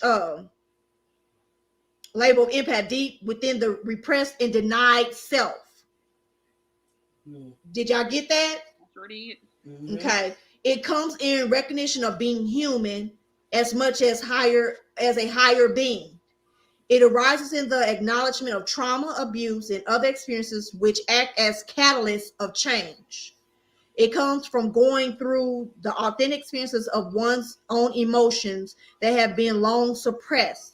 The dark side of the empath is about meeting human within themselves and reintegrating it within themselves. It means the empath must face their own pain, their own victimization, and their own shortcomings. The dark side of empath isn't just about their pain and integration, though, because the empath is human. They are as likely to be judgmental, angry, jealous, proud, lazy, greedy, unforgiving, apathetic, prejudiced, abusive, needy, and so much more. So this is not saying a dark empath, but this is the darker part of empath. And I want to read this because that goes back to when people say, well, I am a dark empath. No, there is a dark side of empathy. And me and Marquita was discussing this and Sarita, because like we said, we talk all the time offline. But that goes back to living in duality. Yeah. Because like I say, we've talked balance. about this, about Everything spirituality. It's balanced. So there's a dark side of empathy, which we all definitely struggle with. Yeah. But that is separate for being a dark empath. Okay. So that's why I want to read that, because that kind of summed it up with us. And I think that goes back to even I think that goes back to I'm just throwing this up there because you just answered Tony's question about it being on the spectrum. Oh. Yeah, yes. Okay. So I think that like the dark side of empathy goes back to the unhealed, like you know that you feel stuff, you know that you're hurting, but suppressing that shit. That's the darker part. So you are, and that goes back to even to what Maisha talked about. You're just functioning from your darker side, your empathy, not necessarily being a dark empath. Right. If that makes sense. That makes sense. Can your empathic ways manifest in other health ways? Any type of illness. Or most of the books, if you read books dealing with herbs and healings, it call it dis-ease, not disease. Dis-ease. Right. Ease. So yes, it could be, different type of ailments and that's something, do research on that, because you'll be shocked what falls underneath that. But like, I've always been, because I am a high sensitive empath to the point where feeling other people's pain, in turn, I start to hurt. Yeah. Or if I get so sad, I physically hurt, or I physically get sick. So be careful of that, because I didn't know. So now here we are. I didn't push my body. That's happened to me before. Yeah. And I don't even have anything that I'm fighting with. Like my body shut down. Yeah. Sometimes you're lucky, and sometimes, like me, I feel like that. Like I say, my empathy kind of led me into health issues. Just because, like I say, when I feel deep. I feel very, very deep. When I hurt really, really deep. Yeah. If I'm happy, I'm a high happy. So like I had to check that. But with that being said, so what are y'all views on, Marquita, you get to lead with this. What do you feel about the dark empath? I'm scared. Can you relate to, yes, what do you mean, like for myself? Yeah. I didn't want to claim. I was watching everybody. I was like, I was making like Okay, 5. Y'all but watch this again, back. I was making faces because I was like, oh God. Okay, so what about so then let me ask this question. Do you think can you relate to dark empath, or do you the darker side of empathy? I can relate to both. And I'm gonna tell you why I say that. No judgment, but I'm about to tell you, yeah, and I'm gonna tell you how. Because I feel like I recognize when it's a moment, and then it's like I could turn it off and on. Yeah. Like I could, like I don't do anything to weak people who I deem are weak, right? Yeah. But I could turn it on against someone I feel is strong. You understand what I'm saying? Okay. And I think that personally, I use them as like a protection. That protects me. But like we talk about blocking, and I think that right now I just feel like what I'm seeing is that I basically split myself, and just to protect myself. You understand what I'm saying? So it's like I built those walls, and that's how I built them, and that's probably why I'm like, yeah, I do have some traits of each. Yeah, because I go hard to protect your peace and everything. Yeah, else. I go hard, so I know that I'm not. I know I'm not narcissistic. But I know I'm a force. So it has to be that dark empath, because I had to look at it. A lot of people in my family, even though I'd be like, yo, I don't give a shit. And I'm not off-putting. I mean, like I push out like that. I feel that they're probably seeing me as off-putting, but they don't understand. And I've watched them hurt each other and other people over and over again. And I'm like, I don't want that here. So I think that my dark empath comes out on protection mode. I really don't think I use it to hurt. You understand what I'm saying? I feel like they can be on a different spectrum depending on. But see, and I strongly in my spirit, I don't feel like you are a dark empath. I think you function from the darker side of empath. Then I'm damn good at it then. No, you can be. Did you? I mean, literally. I mean, this was basically saying this was the dark side of empathy that I just read. And I feel like that's why you function in what you because the dark empath, they can say, "Oh, I love you," but knowing the back of they're gonna slit your fucking neck if they have to. Not if they have to, because they lured your ass. No. That's my point. Yeah, that's my point. See how I said if they have to. Have to. Yeah. I'm. It's like I struggle with that twist in the turn. Well, see, but I feel like that's the darker side of empath, because again, like we said, that you have to live in duality. Because I said if you have to. A dark empath would be like, I'll slit your throat. There's no have to. Exactly. There's no in between. You get what I'm saying? So that shows you. Like it wouldn't have been no question. It could be like, oh, okay, yeah. But you're done. Okay, so I see why you say you don't see that for me. Yeah, you know what I'm saying? That. So I can see you function from that. I wouldn't dark just go side at you. I wouldn't even go to that. Everything's in a protection mode. It'll be a reason. You have because you think about them people that be dating, and you see the shit on the news, like the last case with the white guy with his wife. He went in her damn family's face and took her ass out in the damn canyon, and they couldn't find her. They couldn't find her, and then he killed her. And he making videos like they live in that's like, to me, that's some dark empath shit. Yeah, to sit in the middle of it and cry and go through emotion. Yeah. So, like, like we said, you live in duality. So, of course, you're going to have your light side of shit, and then you're going to have your dark side, because that's just that's human. Yeah. But it's fine. Okay. Like we always say, it's finding that balance. Right. It's finding that balance and being able to live in that duality of, I got some dark shit, but I got some light shit. And I feel like narcissism, as far as even being a dark empath, you ain't got no limitations. You ain't got no boundaries. You right. You just running. Yep. You just running. Right. So I have pretty much dark action and dark. That's what I was sitting here thinking. Like, I have dark. It's just I have dark act. Yeah, that's pretty much what it is. And I'll send this to you so you can add it, so that way if people ask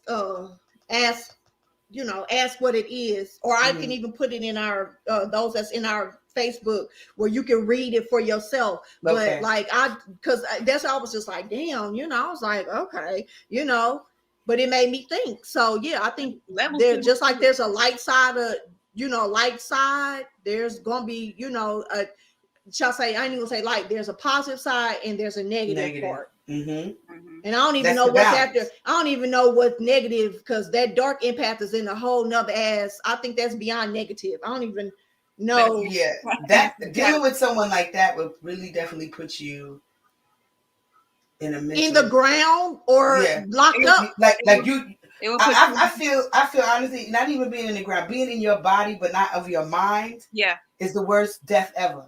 Yeah. So it's like they will literally take you to a place where you're sitting in the room crying, like, who the hell am I? What am I? What kind of person am I? Like, you know, they made you question everything. Every single thing. Yep. And the way they did it was like they were trying to help you by opening this up to. Let me get some water, girl. Because if Natasha, you said there's such a fine line. I mean, I feel like it's not. I mean, that line is bold as hell. Either, you know, I feel like this. Think about like this. I'm gonna pick your brain and kind of give you provoke a thought. With the empath function, like I say, we have light, and then we have the positive parts of empathy. Maybe that's a better way to reword it. We have the positive aspects of empathy, then we have the negative, because that's its own thing. Because like dark empathy, that's a whole nother different category. That goes into the bad triads. So with empathy, it's like, okay, you can think something bad, but that part of your heart telling you like, but why would you do that? Or no, you shouldn't do that. That wouldn't be in your best interest. Even though part of you is like, I should just go for that shit. You know, like for instance, I deal with the negative part, like somebody gets smart with me. The positive, like, girl, ignore them. They going through something. They dark. The negative part of me, like, you should slap that bitch with all 5 fingers open. All 5. I deal with that a lot. I'm just keeping it honest. Why you getting smart with me? I ain't done that to you. You know what I'm saying? So that would be more of dealing with you know what I mean? That would be the part of dealing with the positive part of empathy and the negative part of empathy. When you think of a dark empath, that person's gonna smack you, cut up your body, get rid of your body. You know what I'm saying? Or you bleed and they see you bleeding, say, "Oh, you okay?" While they kicking you, making the injury worse, possibly taking your ass out. So think about it. You know, think about that. You said got you think about people who use this spiritual. I mean, it ain't nothing to think about. Shit, just like you got good magic, you got black magic. That's why they say that. You got some people that do it for the good, and then you got people that do that shit for the bad. I see that shit all the time, and which bothers me, like on social media, where you got people that it's like you doing this shit out of spite to hurt somebody. To me, that's some dark shit. Don't get me started, child. You know what I'm saying? Opposed to people that's like, you know, I want to help people. I want to empower people. So what? Oh, hold up a second. What? Girl, that's what we talking about. My head. That's what we talking about. Think about it. That's what I said. I see that shit like, as a matter of fact, on social media, like TikTok. When on my downtime and I want to laugh, but because I have a lot of spiritual stuff go up and down my timeline, I see people intentionally. To me, it's dark when you. I think it's dark when a lot of these young ladies get on there and say, "Well, I'm on the spiritual," and then they're doing things to like make people fall in love with them. Yeah, that's stupidity. Or again, because you can't. It's taking people's free will. You can. You can. But then the consequence behind it. But I'm just you get what y'all get what I'm saying in the audience. You know what I'm saying? So no, there's definitely people spiritually with those tendencies, and I mean, because there's a lot of people that. Like, for instance, when I see spiritual, I'll be like, oh, I like them. Then I see their conversation. I'm like, oh, hell no. No. Unfollow and block. No. You know what I'm saying? So, you know, I mean, just like think about even out there. Spiritually on the bigger, you know, realm of it. Spiritual, and think of religion. You got some people that use religion for the good. Then you got some that use religion to beat you down. Right. That's just, you know, depending on who has what powers. If you think, you know what I'm saying, if you think about it, who have powers that be. But yeah, and then people are definitely, I feel like the more you read and you tap into, you know, your spirit of discernment, Mm-hmm. you know, the blinders will be out for you. Be like, oh damn, Mm-hmm. Yep. oh damn. You gotta use it to something. You gotta see through that bullshit. I mean, and there's nothing, and Tasha, It there's takes nothing, time, because but the you'll same get there. thing too. I work from a space of love and light all the time, but you cannot be ignorant to the dark Yeah, and you hate. can't. It's not always gonna be, and I think It's that's another thing too. People, no, it's not. It shows that you're still a baby. yeah, but it also, I'm saying, but it also, when people, you know, when they see that you are always loving light, that's how you're gonna get got too. You get more drama Yep. too, because You it get flock more- to that. You get more attacks and stuff They like that. flocks to that. Because even when it's Facts. funny, at work, I was Facts. always a hot mess. Like, and I say that loosely because I really just didn't take shit, but I was very vocal about it, right? Mhm. So, you know, I'm considered, you know, against the grain because I'm very vocal and I speak up. Right. So now I'm at a space, I became, you know, when I started talking more about to my coworkers about me being spiritualist. And because, you know, the first thing you do when you start learning things, you want to teach people and tell people Right. things and how to relax and use Mhm. aromatherapy and all these things, right? And a lot of them used to try to, like, they not used to, so they try to take me for an idiot sometimes. And I just be like, y'all forget who you're talking to. Don't ever think. And it's like, it gets shocking because I still bite. Yeah. So they give me that look like, oh, like I thought you were, you know, like nicer. No, People will. I'm not nicer. I'm more tolerant, but I'm not nicer. I'm still going, don't cross the line. And that goes back to people, because they think you are spiritual, you're not human. I tell people, Yeah. I am, you know, I'm Sade mixed with damn Tupac. Yeah. But you know what the funny You know part what I'm about saying? it? That just shows that it moves just like religion. You know? Because everybody out here thinks that a spiritualist should look this kind of way, that kind of way. And a lot of times people make fun because when you tell people in the beginning, you know, we initially go into aromatherapy. 99% of us will tell you aromatherapy got them. For me, it was aromatherapy, but it was a blend of more aromatherapy and herbs. That's what got me. So people tend to, that's how I can look at people. And it's crazy I say this. I look at people sometimes when they overdo it. Mm-hmm. Yep.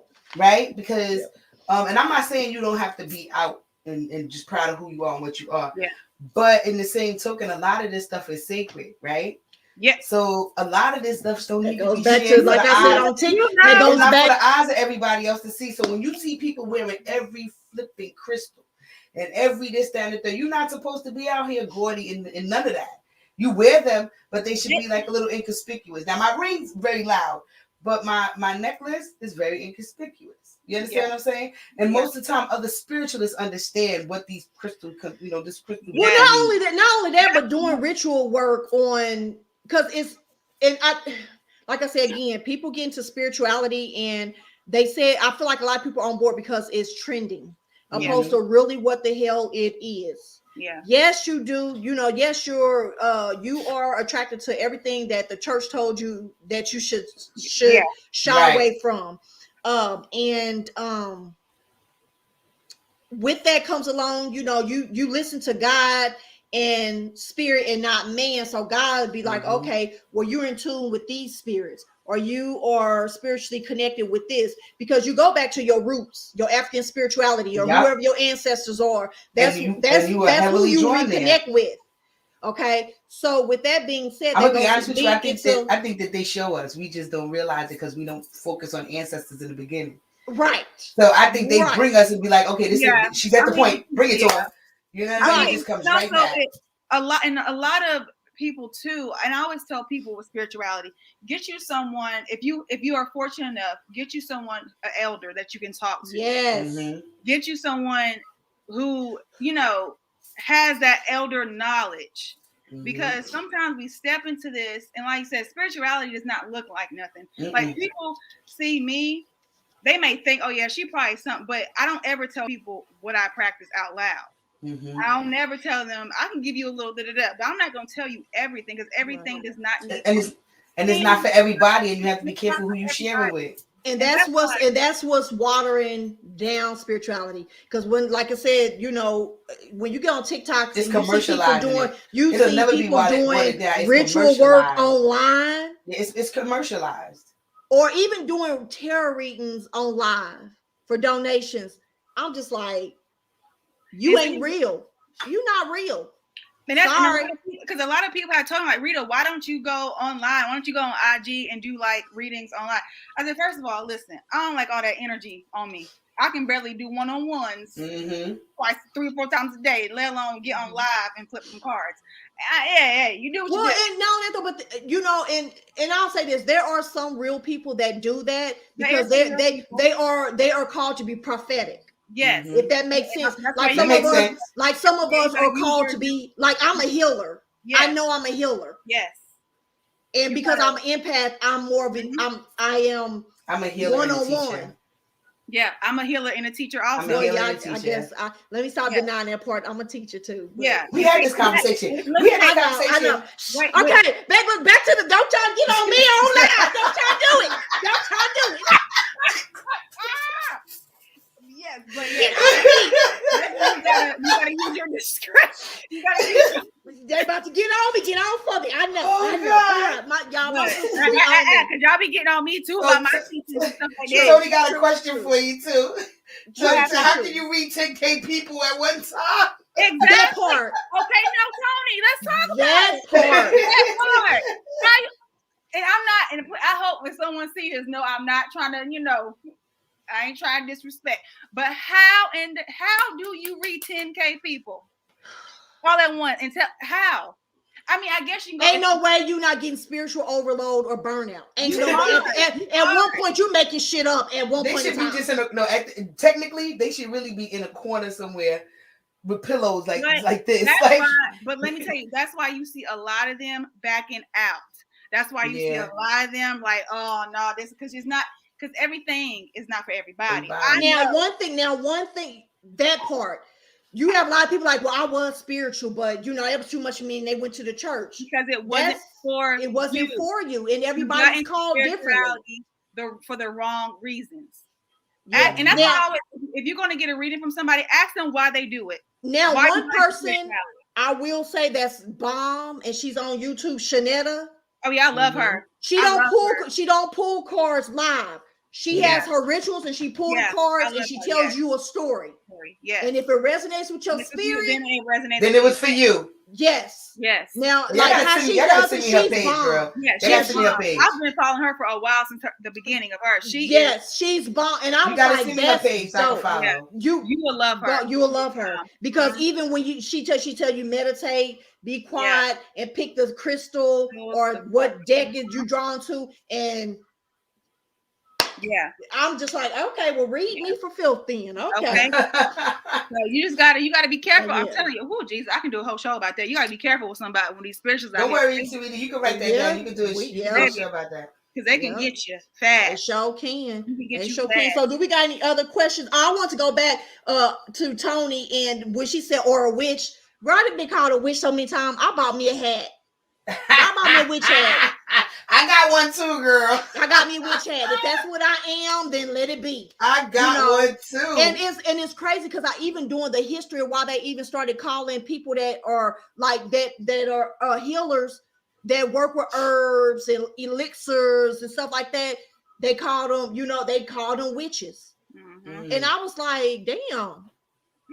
Because you different, that goes back to the I don't want to butcher it. It's at the tip of my tongue. The Salem witches. Oh yeah, Salem. Yeah. Mm-hmm. All right, Natasha. All right, she said you are. I am a teacher. I am definitely a teacher. I'm meek in my my. Baby, I be trying to run away from my teachings. I do too. I be trying. I'll be like, yeah, this is what. This is what it is. Yeah. So yes. Okay. I be running for mine, but they be in. Oh, and Natasha said she stopped doing readings online. Yeah, because you got all these different and people. I don't think people be on it. You got all these different spirits. Trying to knock and say, "Hey, talk to my people." Yep. You're going to get drained. The only thing I would do on live, I will just talk to people, whatever spirit wants me to say. But I'm not doing no in depth, baby. Yeah, that's scary. That is scary. That's a lot of energy. So do y'all have any more any more questions or anything? Y'all got in here. And today was good because I feel like this opened up some aha moments for other people to work on. Because one thing with spirituality, like we always say, you're always going to have some type of shadow work that's presented at you when you don't even expect it. Yeah. You're going to have things that you hear in spirituality that re-triggers you, and you got to go revisit that thing because you find out you ain't as healed as you thought you was. Okay. It never stops. I'm constantly being checking myself. Okay. It never, and that's the good thing about it. That's the great thing about it. If you are stopping, if you are stopped learning and healing, baby, there's no stopping. There's no stopping. And you feel yourself getting stronger, and you feel stuff getting lifted more and more and more off of you. Yep. But you keep on playing with it, that same lesson gonna come back to you in a different form. Yes. Until you get it. Yeah, people do need rest, especially spiritual people, because baby, that energy, leave me alone. Yeah. Because people don't even realize, like, we talk about this all the time. Yeah. We talk all the time, but we even take 2 or 3 days from each other to get ourselves together. Then one of us will pop up like, you all right? Right. You rejuvenated? Yeah. Because this is even a lot spiritual. Aisha, you got us paid. We didn't even realize how we literally set every 15 days. Aisha was like, y'all don't realize it? We was like, wait, we do? I said, she ain't got my business. She over here reading us. Yeah, every 15 days you want me to do a little like hibernate, you know. That's one of my gifts. That's one of my gifts. Yo, she is in rare form tonight. Yes. That is so funny. Yes. She was like, I already got y'all down. 15 days. I'm gonna check in with y'all in 15 days because I know y'all gonna hibernate. Like we could do a couple of shows and then we need some days off. Yeah. Normally, like for instance, this is I'm sorry, y'all know why. This is our last show, so we're gonna need a few days and then we're gonna be, rejuvenated for the next show. Right? Now, how about this? We didn't talk to each other that whole week. We just basically in the group chat. Yes. We didn't talk to each other. We called laugh. We got enough of making jokes and sending voice notes. Aisha said to hell with this. She does a video chat. Now that was about maybe 8:00 at night on Saturday. Yeah.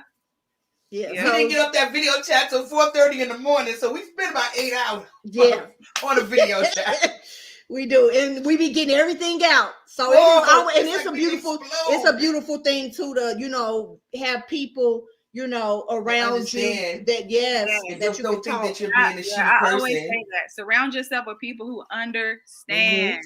Yes, who understand. And now that though, and I tell people this too, just as because we're all knowledgeable, and we want to share our knowledge and things, but always remember to take a break and listen too.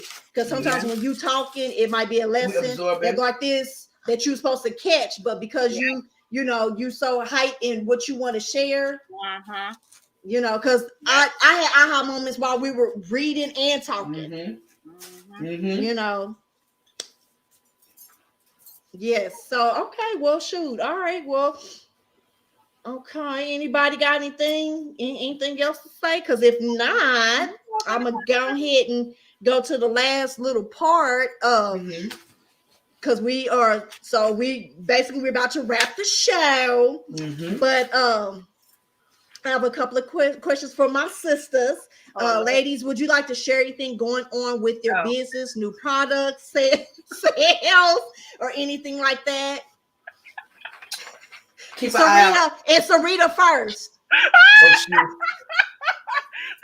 Oh Lord, what kind of question she got? I ain't ready. She said, I'm scared. Let's see. I do have a new ebook. It helps people with their anxiety. It's actually a workbook. You can go through it. It has like a checklist for every day and things like that. That's one of the new thing I have is my I do have another my aromatherapy ebook. I actually added some coloring pages. So yeah, that's on this site also. So yeah. That's Aisha. Yeah. Let's see.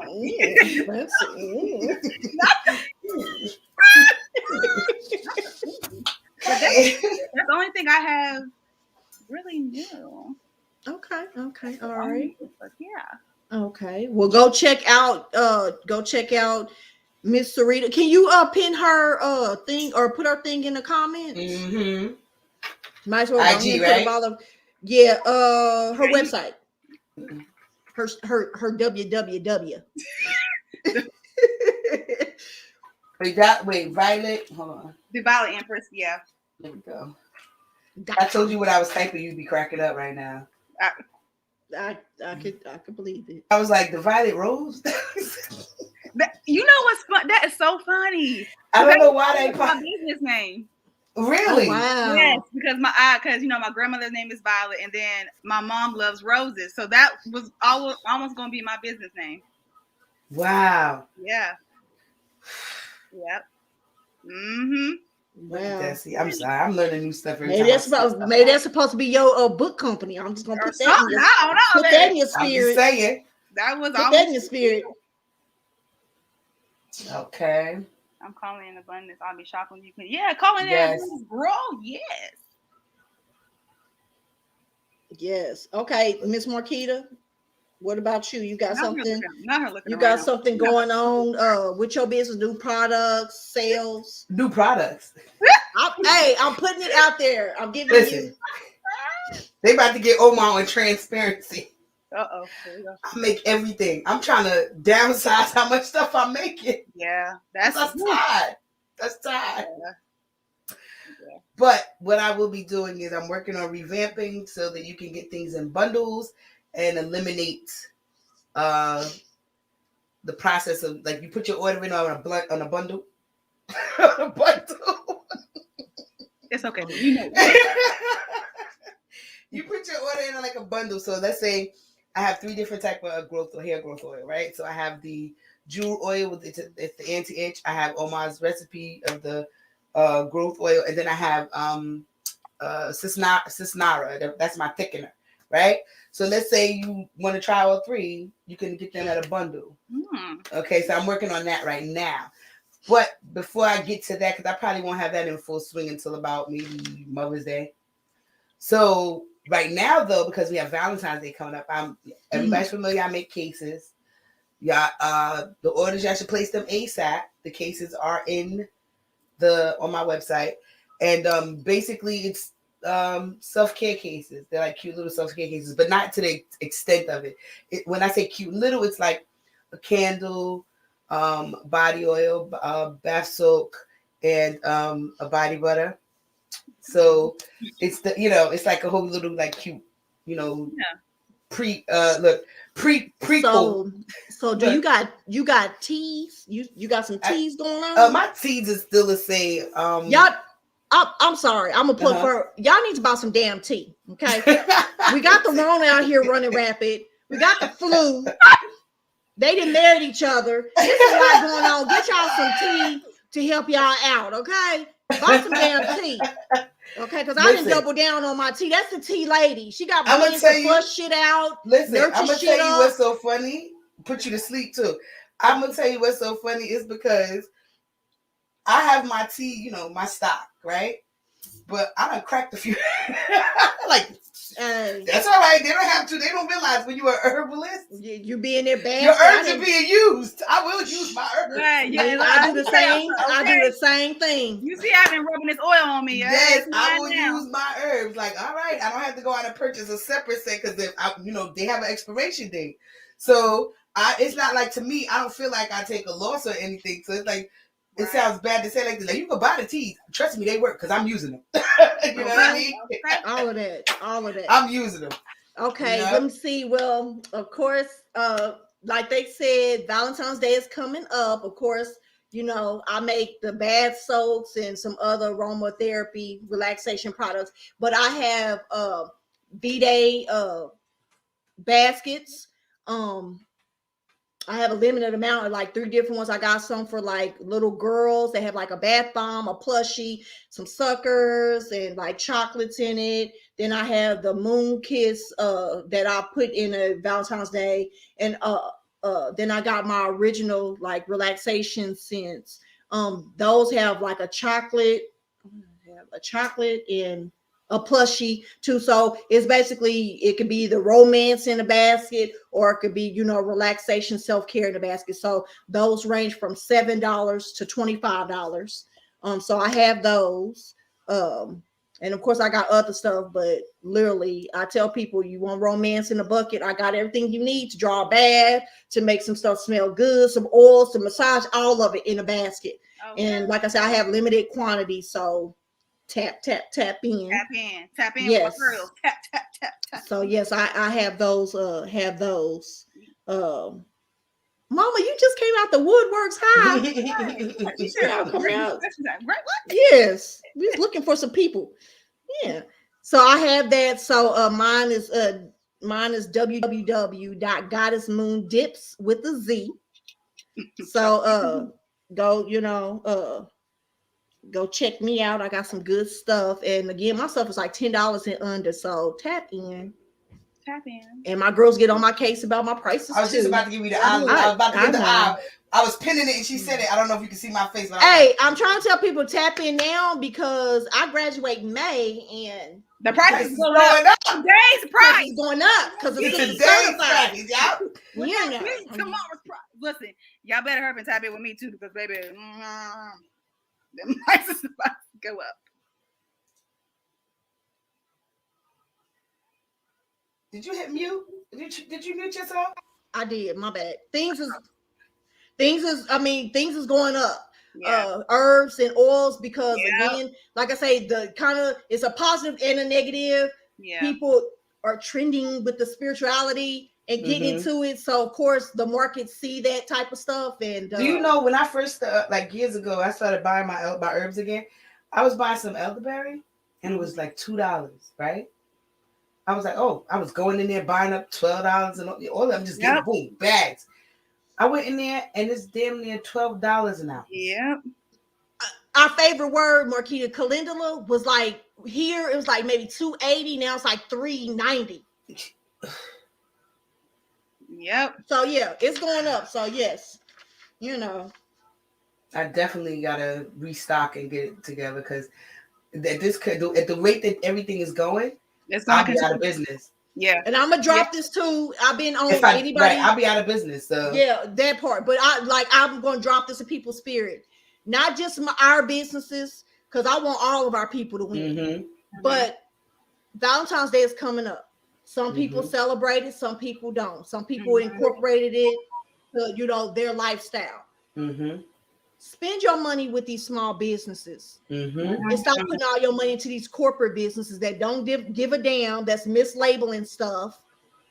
Not only that, if you want to get something, listen, we're talking about energy transfer. You want to get something that's going to be made by hands that understand and put love into things.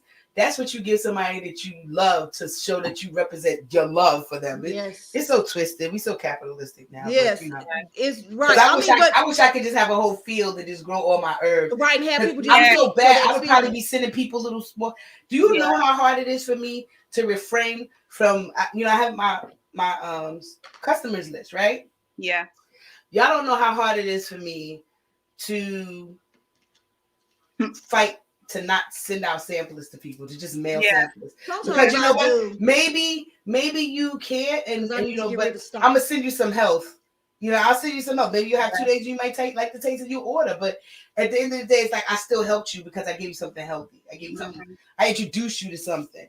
Right. And I have to fight the urge, because if I keep getting like this, what am I going to do? And my thing is I feel like this. It's a different. I wish I could give away. It's a different. I tell people it's a different capitalizing and want to get rich off of people, or really trying to make a little bit of a living to help people and heal people. It's a big difference. Mm-hmm. Big difference. Big difference. Yeah. So okay, well, cool with that. Okay, so Marquita, if you would like, present how people can get the transcripts from our show, and also about businesses submitting their information to be highlighted. Anybody that owns a business. Would you present that, please? Yeah. You can email us at I'm about to put the email in the room right now. In the chat, you mean the room. I think I'm a mess, right? I know I done messed up again. I don't know what I did. It's okay. We fall down. We get up. That's Where's my my song. chat? I gotta find my chat. Get back up again. Okay, here I go. Y'all gonna leave me alone. No, I'm not.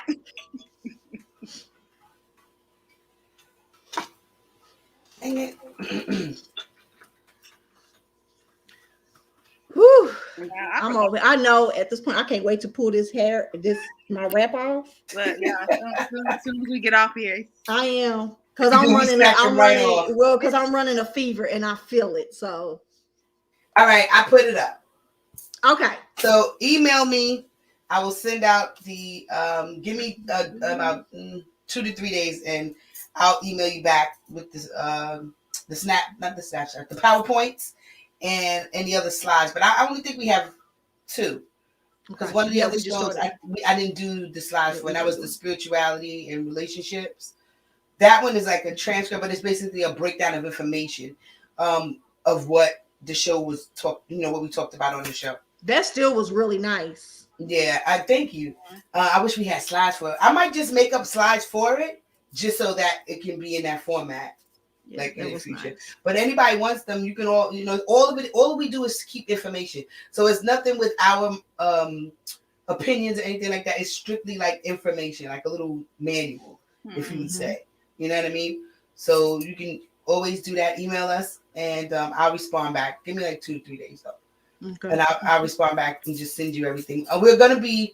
I was thinking about. We'll talk about this later. But I was thinking about another form where they can just go ahead and we can have them we can sell them for like $2. And the slide set. We can create.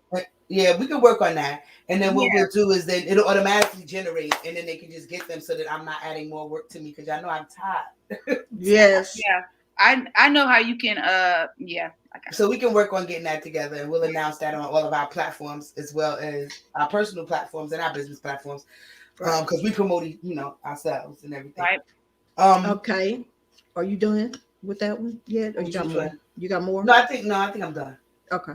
All right. So all right. Because you're gonna talk again. I need some more information. I know. That's why I was like, I'm gonna probably talk about what you're gonna tell me to talk about now. Yeah. Oh, you wanna go ahead and do it? What? Well, okay. Well, I mean, if you want to, or you want to let Sarita do it, and then I come back to you. Oh, no, let Sarita do it. Okay. Well, Sarita, I want to have you, pick a card for us, sis. Oh, okay. I was like, what are we talking about? What am I supposed to be doing? What am I supposed to be doing? I like that look on her face. She feel like we about to double team her and put her on the spot. She be like, what you want from me? What did I say? Who? What I did?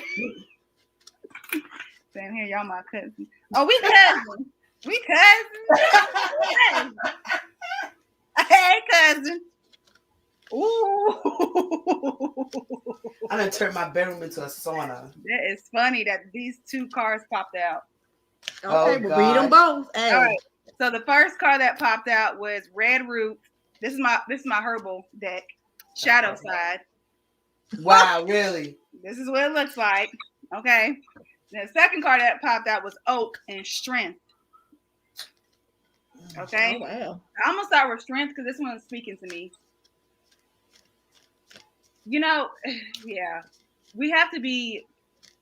A lot of us don't think that we're strong enough to get away from these certain types of people that come into our life. And you are strong enough. I don't know who this is for, but you are strong enough. Whatever it is that you're going through, you have to make that decision though. You yourself have to make that decision to get out of the situation that you are in. Some of us don't know how powerful we are. Some of us don't know our strengths. And this person is taking your power away from you little by little. Yeah. Do not let that person take your power away. Do not let that person take the beauty within you away. Do not let them take that away from you. You are powerful. You are strong. And every day you look in the mirror, you have to say that to yourself. Every single day. You got this. I don't know who that was for, but you got this. Okay. Okay. It was for me. You ain't see my face? I was like. Your face. Shadow side. Now, this represents you know, when I was talking about the root chakras, a lot of us need to work on that. A lot of us need to do like, I would say like a root chakra meditation, or just start eating more red foods, like red fruits, apples, and stuff like that. Incorporate more red into your life. A lot of, because if our root is out of balance, that could have everything out of balance. I was gonna say, yeah. So, Yeah, eat that fruit to that so color fruit to balance that out. Yeah, And also say like, I am safe affirmations. I am safe. I'm okay. You know, look up some affirmations for your root chakra. There we go. So that's what I got. Okay. Okay. All right, Miss Marquita, please share a herb with us that can help people during this cold season. Well, it's all over the market. There's elderberry, but it's not just elderberry. Right. Well, give us a new one. Well, my favorite one is mullein. I do too. That's my favorite one. That's her. Mullein cleanses everything, your lungs. It cleanses mucus out of you. Mullein is amazing. That's an oil health. Twice a day. You just have it twice a day. Once in the morning, once at night. Mullein is great. And you'll see the effects within 5 to 6 days. Mm-hmm. I want to make it a Tony knows me so well. I want to make it a tincture. You should. I am. You should. I am.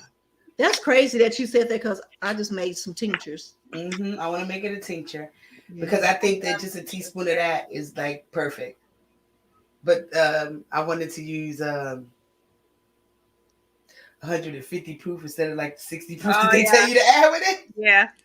Hey. I don't know if I'm ODing right now. I think I'm gonna chill out. But my daughter looked at me and was just like, "Oh, you trying to get to the upper room, huh?" The upper room. That'll knock it out. Whatever it's gonna knock it out. Exactly. And but I guess I was looking for it that way because instead of having to take it like over a period of time, you can just take that one shot in the morning or at night before you go to bed. It'll knock whatever it is right out of you, and you can sleep it off and be good in the morning. So that's my goal, is to make something like that. But mullein is my go-to. Mullein and elderberry and hibiscus, those three together. Yes, I love mullein. Now people think that when I say when we say yes, that we talk about flavor. No, we're not. Right. Because elderberry isn't sweet, hibiscus is not sweet, and mullein is just void of any. It doesn't have really a taste to it. So yeah, you got to judge it up a little bit. But mine's already come judged up for you with the right things in it. So and I have small 4 ounces because I do them by jars, and I have 8 ounces and I have 12 ounces. So I'm gonna probably do away. One of them I'm gonna do away with. I don't know if I'm gonna do away with the 4 ounce because I feel like I don't want to, because I want to give people the option of trying small, but it's not, like we said, the way the markets are growing, it's not financially feasible to do that. Yeah. So you might even have to come big. I'm sorry. I'm sorry, but I do have all of that available. I have something for your cold. I am about to it's crazy because I just ordered some mullein because I'm about to have a shower steamer that's going to help you breathe. Decongestant. Oh yeah, that's good. That's another good one. You know, and it's gonna have mullein so much. I love mullein so much. Y'all know I smoke it. No, it's good though. I smoke it. I drink it. They said it's good. Yeah. Okay, so I love mullein. It has a weird taste if you're not used to it. Yeah. Right. Mm-hmm. But I always blend mine. Y'all know I have mine. Remember I told you before, but I can't put it up on here because we might get flagged. Mm-hmm. But I get my little rolls and grind up my rose petals and my lavender, and you can do it if you have trouble sleeping. You can throw some chamomile in there too, and it'll knock you out within 30 minutes and flush the lungs, and it's a whole lot of good stuff. It's good stuff. I was thinking about doing that, but I don't know how that would go over. I got to do some more research on that because I'm not too sure. On what? I was gonna sell the little cigarettes, the herbal cigarettes. Yeah. So I was gonna actually do that, like roll those, but I don't know what's the process to selling it. You understand what I'm saying? Right. You can. I just put a Can't you do because it's herbs? It's not weed. It's not. Are you gonna do? Yeah, because there's a lot of people who. It shows. Yeah, they definitely sell. Let me just tell you, I sent Tony a couple of weeks ago a nice little herbal care package. It was supposed to get there in 3 days. It took almost a week. They said they delivered it. Wasn't delivered. Tony had to call post. I was like, what the hell they think that is? Weed? It ain't weed. So you worried about like the packaging of it? Or yes. That and right, because you could you would have to label it. Like herbal teas and stuff like that. Because you know what's crazy? Because even though I have my packing tape on it, I thought about it. It says on there Omar's herbals. It doesn't say what kind of herbals it is. Got you. You understand what I'm saying? Remember, it's legal everywhere almost. You can ship from anywhere. So I think that they're doing like regulations on them. Because the way I see, normally when I ship to my customers, it's in a jar. But when I ship to her, I just do it in bags. I put it in baggies for her and label everything what she has to do with them. So I think that it being in the baggies, because nobody believes this, but they do run your stuff through a scanner. Yeah. So yes, I believe that when they see all those little baggies, they flag it and hold it. Yeah. I think they flag it and hold it. There's probably some type of look at USPS or whoever you ship through and see if there's like labeling. Because if when you order certain things, if you say consist of like teas and herbs and right, because then I think I'm gonna get something like that where I can just label it as herbs or as tea. Like contains herbs, teas, like no drug paraphernalia. Right. She sells them, but she already has them pre-rolled. Right, that's what I was gonna do. Yeah. So yeah.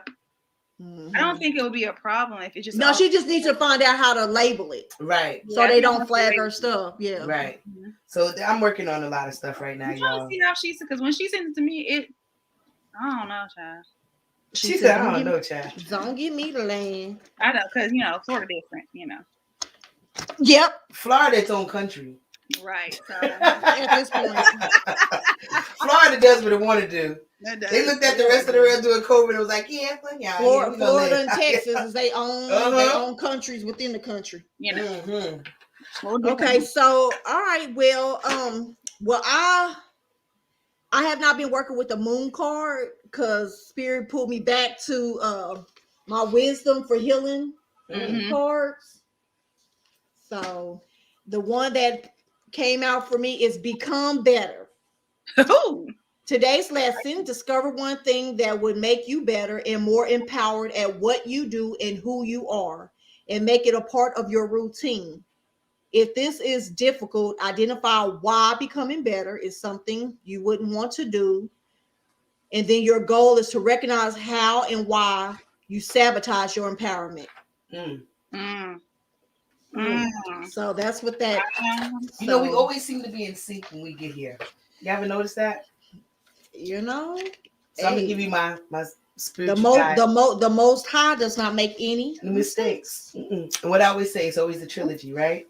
Yep. The trilogy. Okay.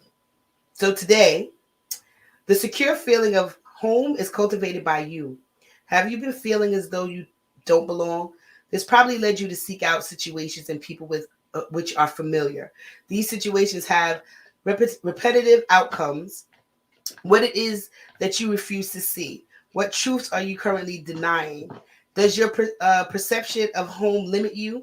And are you being suffocated by old belief systems that dictate home is unsafe, unfulfilling, and unsustainable? Reject the pain of the past and say no to anything that dims your light. It's funny because I just posted that recently. I didn't even mean to, but I did, from like 2 years ago or something like that. But it says reject the pain of the past and say no to anything that dims your light. It's time to love yourself and know that safety and security are created from within. Only then can you carve a different path, one that won't always lead you back to your original source of pain. Choose differently. So I affirm that I cultivate my own safety, security, and love, which is perfect for today's show. Yep. Yes. Because you have to give yourself all of that so that you can be free. And we haven't been on but I know our last our new moon is the full moon was on the 17th, so hopefully I enjoyed that. And then the new moon will be on the 31st.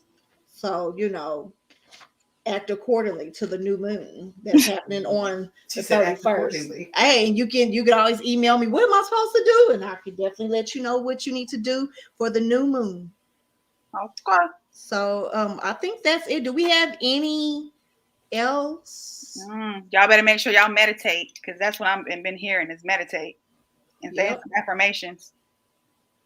Yeah, I gotta get back on my affirmations. That's what I. She said, "Dang, Aisha, I love you, but dang." Who said that? Natasha.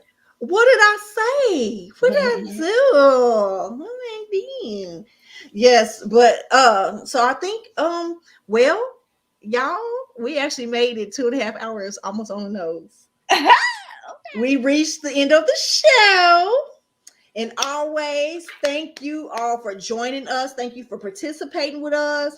Please remember to like the video after we get off of here. Like it, because the more likes we get, you know, the more we'll be on, you know, the page where people can find us and we can share, you know, share our journey with other people. Our next show will be on February the 4th. If that is good with all the sisters. It is. I'm about to put that in. Okay. So our next show will be on February the 4th. And always, you know, we like to keep y'all looking for what's going on. So we, you know, we'll let y'all know what our new discussion going to be. So stay tuned for that. So as always, remember to like after we finish our shows, like it, subscribe, and share. And yeah, that's what I got. And everybody's saying, you know, they enjoyed and learned so much. Awesome. And also, like, if y'all have questions or whatever, you need like a breakdown, like email us or reach out to the Our Spiritual View page that we have either on Facebook or Instagram. And you know, we can help you out where, you know, if you need like a breakdown or something. But like I always tell people, the best knowledge is knowledge that you research and learn for yourself. I always say that. And you have something, Miss Marquita? No, I was just putting in that our next show. I was just posting that up. Okay. So yeah, I think that's all we got. I think you know what it was? I was gonna say, are we doing a part 3? Do we need to do a part 3? Do we need to do a part 3? I think we could just go and step into, because we kind of pretty much covered, and we did pretty good in this session. So we covered everything. Yeah. We were trying to go 3 because when we saw it all, we was like, we don't think we're gonna be able to do this in one show. But I feel like we've covered this in this show enough to give people the insight of what to look for, what to do, and then to further go and find out more information. Okay. So I think that we should tap in our next show. I think from this show, we just said we have to do spirituality and sex. So I think we have to go into that. That might be another 2-parter, but I think we got to go into that because that's a big, deep, big spectrum to go through. Yeah. Okay. I think our family don't mind tapping in and you know, getting into it. I think this was a good way to end the show. So I figured I'll throw those up there so that they can be in there. Yes. Everybody get a few minutes. I just want to give me a second. Let everybody get a few minutes and some time. And thank you for everybody for your comments and participating. Yes. And things like that. Like, really appreciate it. It helps us, you know, engage with you guys more. And eventually we appreciate that. Yes, and eventually we'll get good enough where we can add you in, you know, the baby, and you know, to ask your question, kind of converse with you or whatnot. Yeah. She said, I came for your neck. Hey, you know, I think we all of our necks and got stepped on this one. Definitely. I think our minds definitely been elevated and open. We stretched each other this time, like, whoa, hey. Whew. Yeah, I think that's the crazy part is we've been talking all week, but what just came out of us today was just like, and we've been talking all week. I've been researching up to 5 o'clock in the morning, just looking like. I like shows like this though, because it'll give me more stuff to look up. Y'all don't know how crazy I am. I look up anything. If I have a question, I go look it up. You got to though. That's how you get more knowledge. I mean, now that though, but and I feel like this is how I test people. If you are telling me the truth or you telling me bullshit. Yeah. Mm-hmm. And that's just what it is. And you know, it's like, all right, bet. Okay. And when I see it, it'd be like, damn. Yeah. Wow. So yeah. It's okay to research stuff for yourself, guys. Yes, please do. That's how you grow along your journey. That's how I put like this. Just like I tell people, you know, we all like to collect our crystals and stuff like that. When you go out there and you grab knowledge and put it in your bag, that's even more utensils to work with on your journey, because you never know when you got to pull it out and use it. Yep. So that's about it. All Yes. right. All So right, I figure then. we can leave it on this note with Sarita's quote of earlier, comment of earlier. What I say? Y'all are very powerful. Don't let others take it away. Don't. Please. I was In hearing that that order. very loud. I In heard that that very order. loud in my ear. Yes. I better fight for y'all lives. Okay. You better fight for it. Fight for your life, You man. better fight for your life and your peace and your happiness. Because it all depends on it. It does. Real time, especially to Everybody want to be happy. That's how you be happy. Especially in these times, because everything is so negative, everything is so heavy. Well, you know, the past couple of years we've been in spiritual warfare anyway. So. Yeah, but it seemed like it turned up a notch this year. It's going and to. It's only January. Look, like they said on the little with the backyard against we're in the thick of it. That's why it's turned up. But we're in the eye of it right now. But I'm like, damn, it's just month one. Mm-hmm. Right. Month one. We're in the spiritual warfare. We've been there for about 3 years now, 4 years now. 3 years. Mm-hmm. Yeah. We started 3 years ago, 2019. All right, we're gonna go because y'all know how we do. We will drag y'all into this personal. We did good, baby. We had 2 hours and 36 minutes. Yep, we doing good. We did that. So thank you guys. Don't forget to like, share, and subscribe. Please and thank you. In that order. Yes. Hold on. Yes. All right, y'all. Well, shoot. Well, I guess we can end it. See y'all later. Tap in. Tap in. Tap, tap, tap, tap. Oh, hold on. I'm ending. We got so many. What's the names coming through here? Okay. All right, guys. I'm going. All right.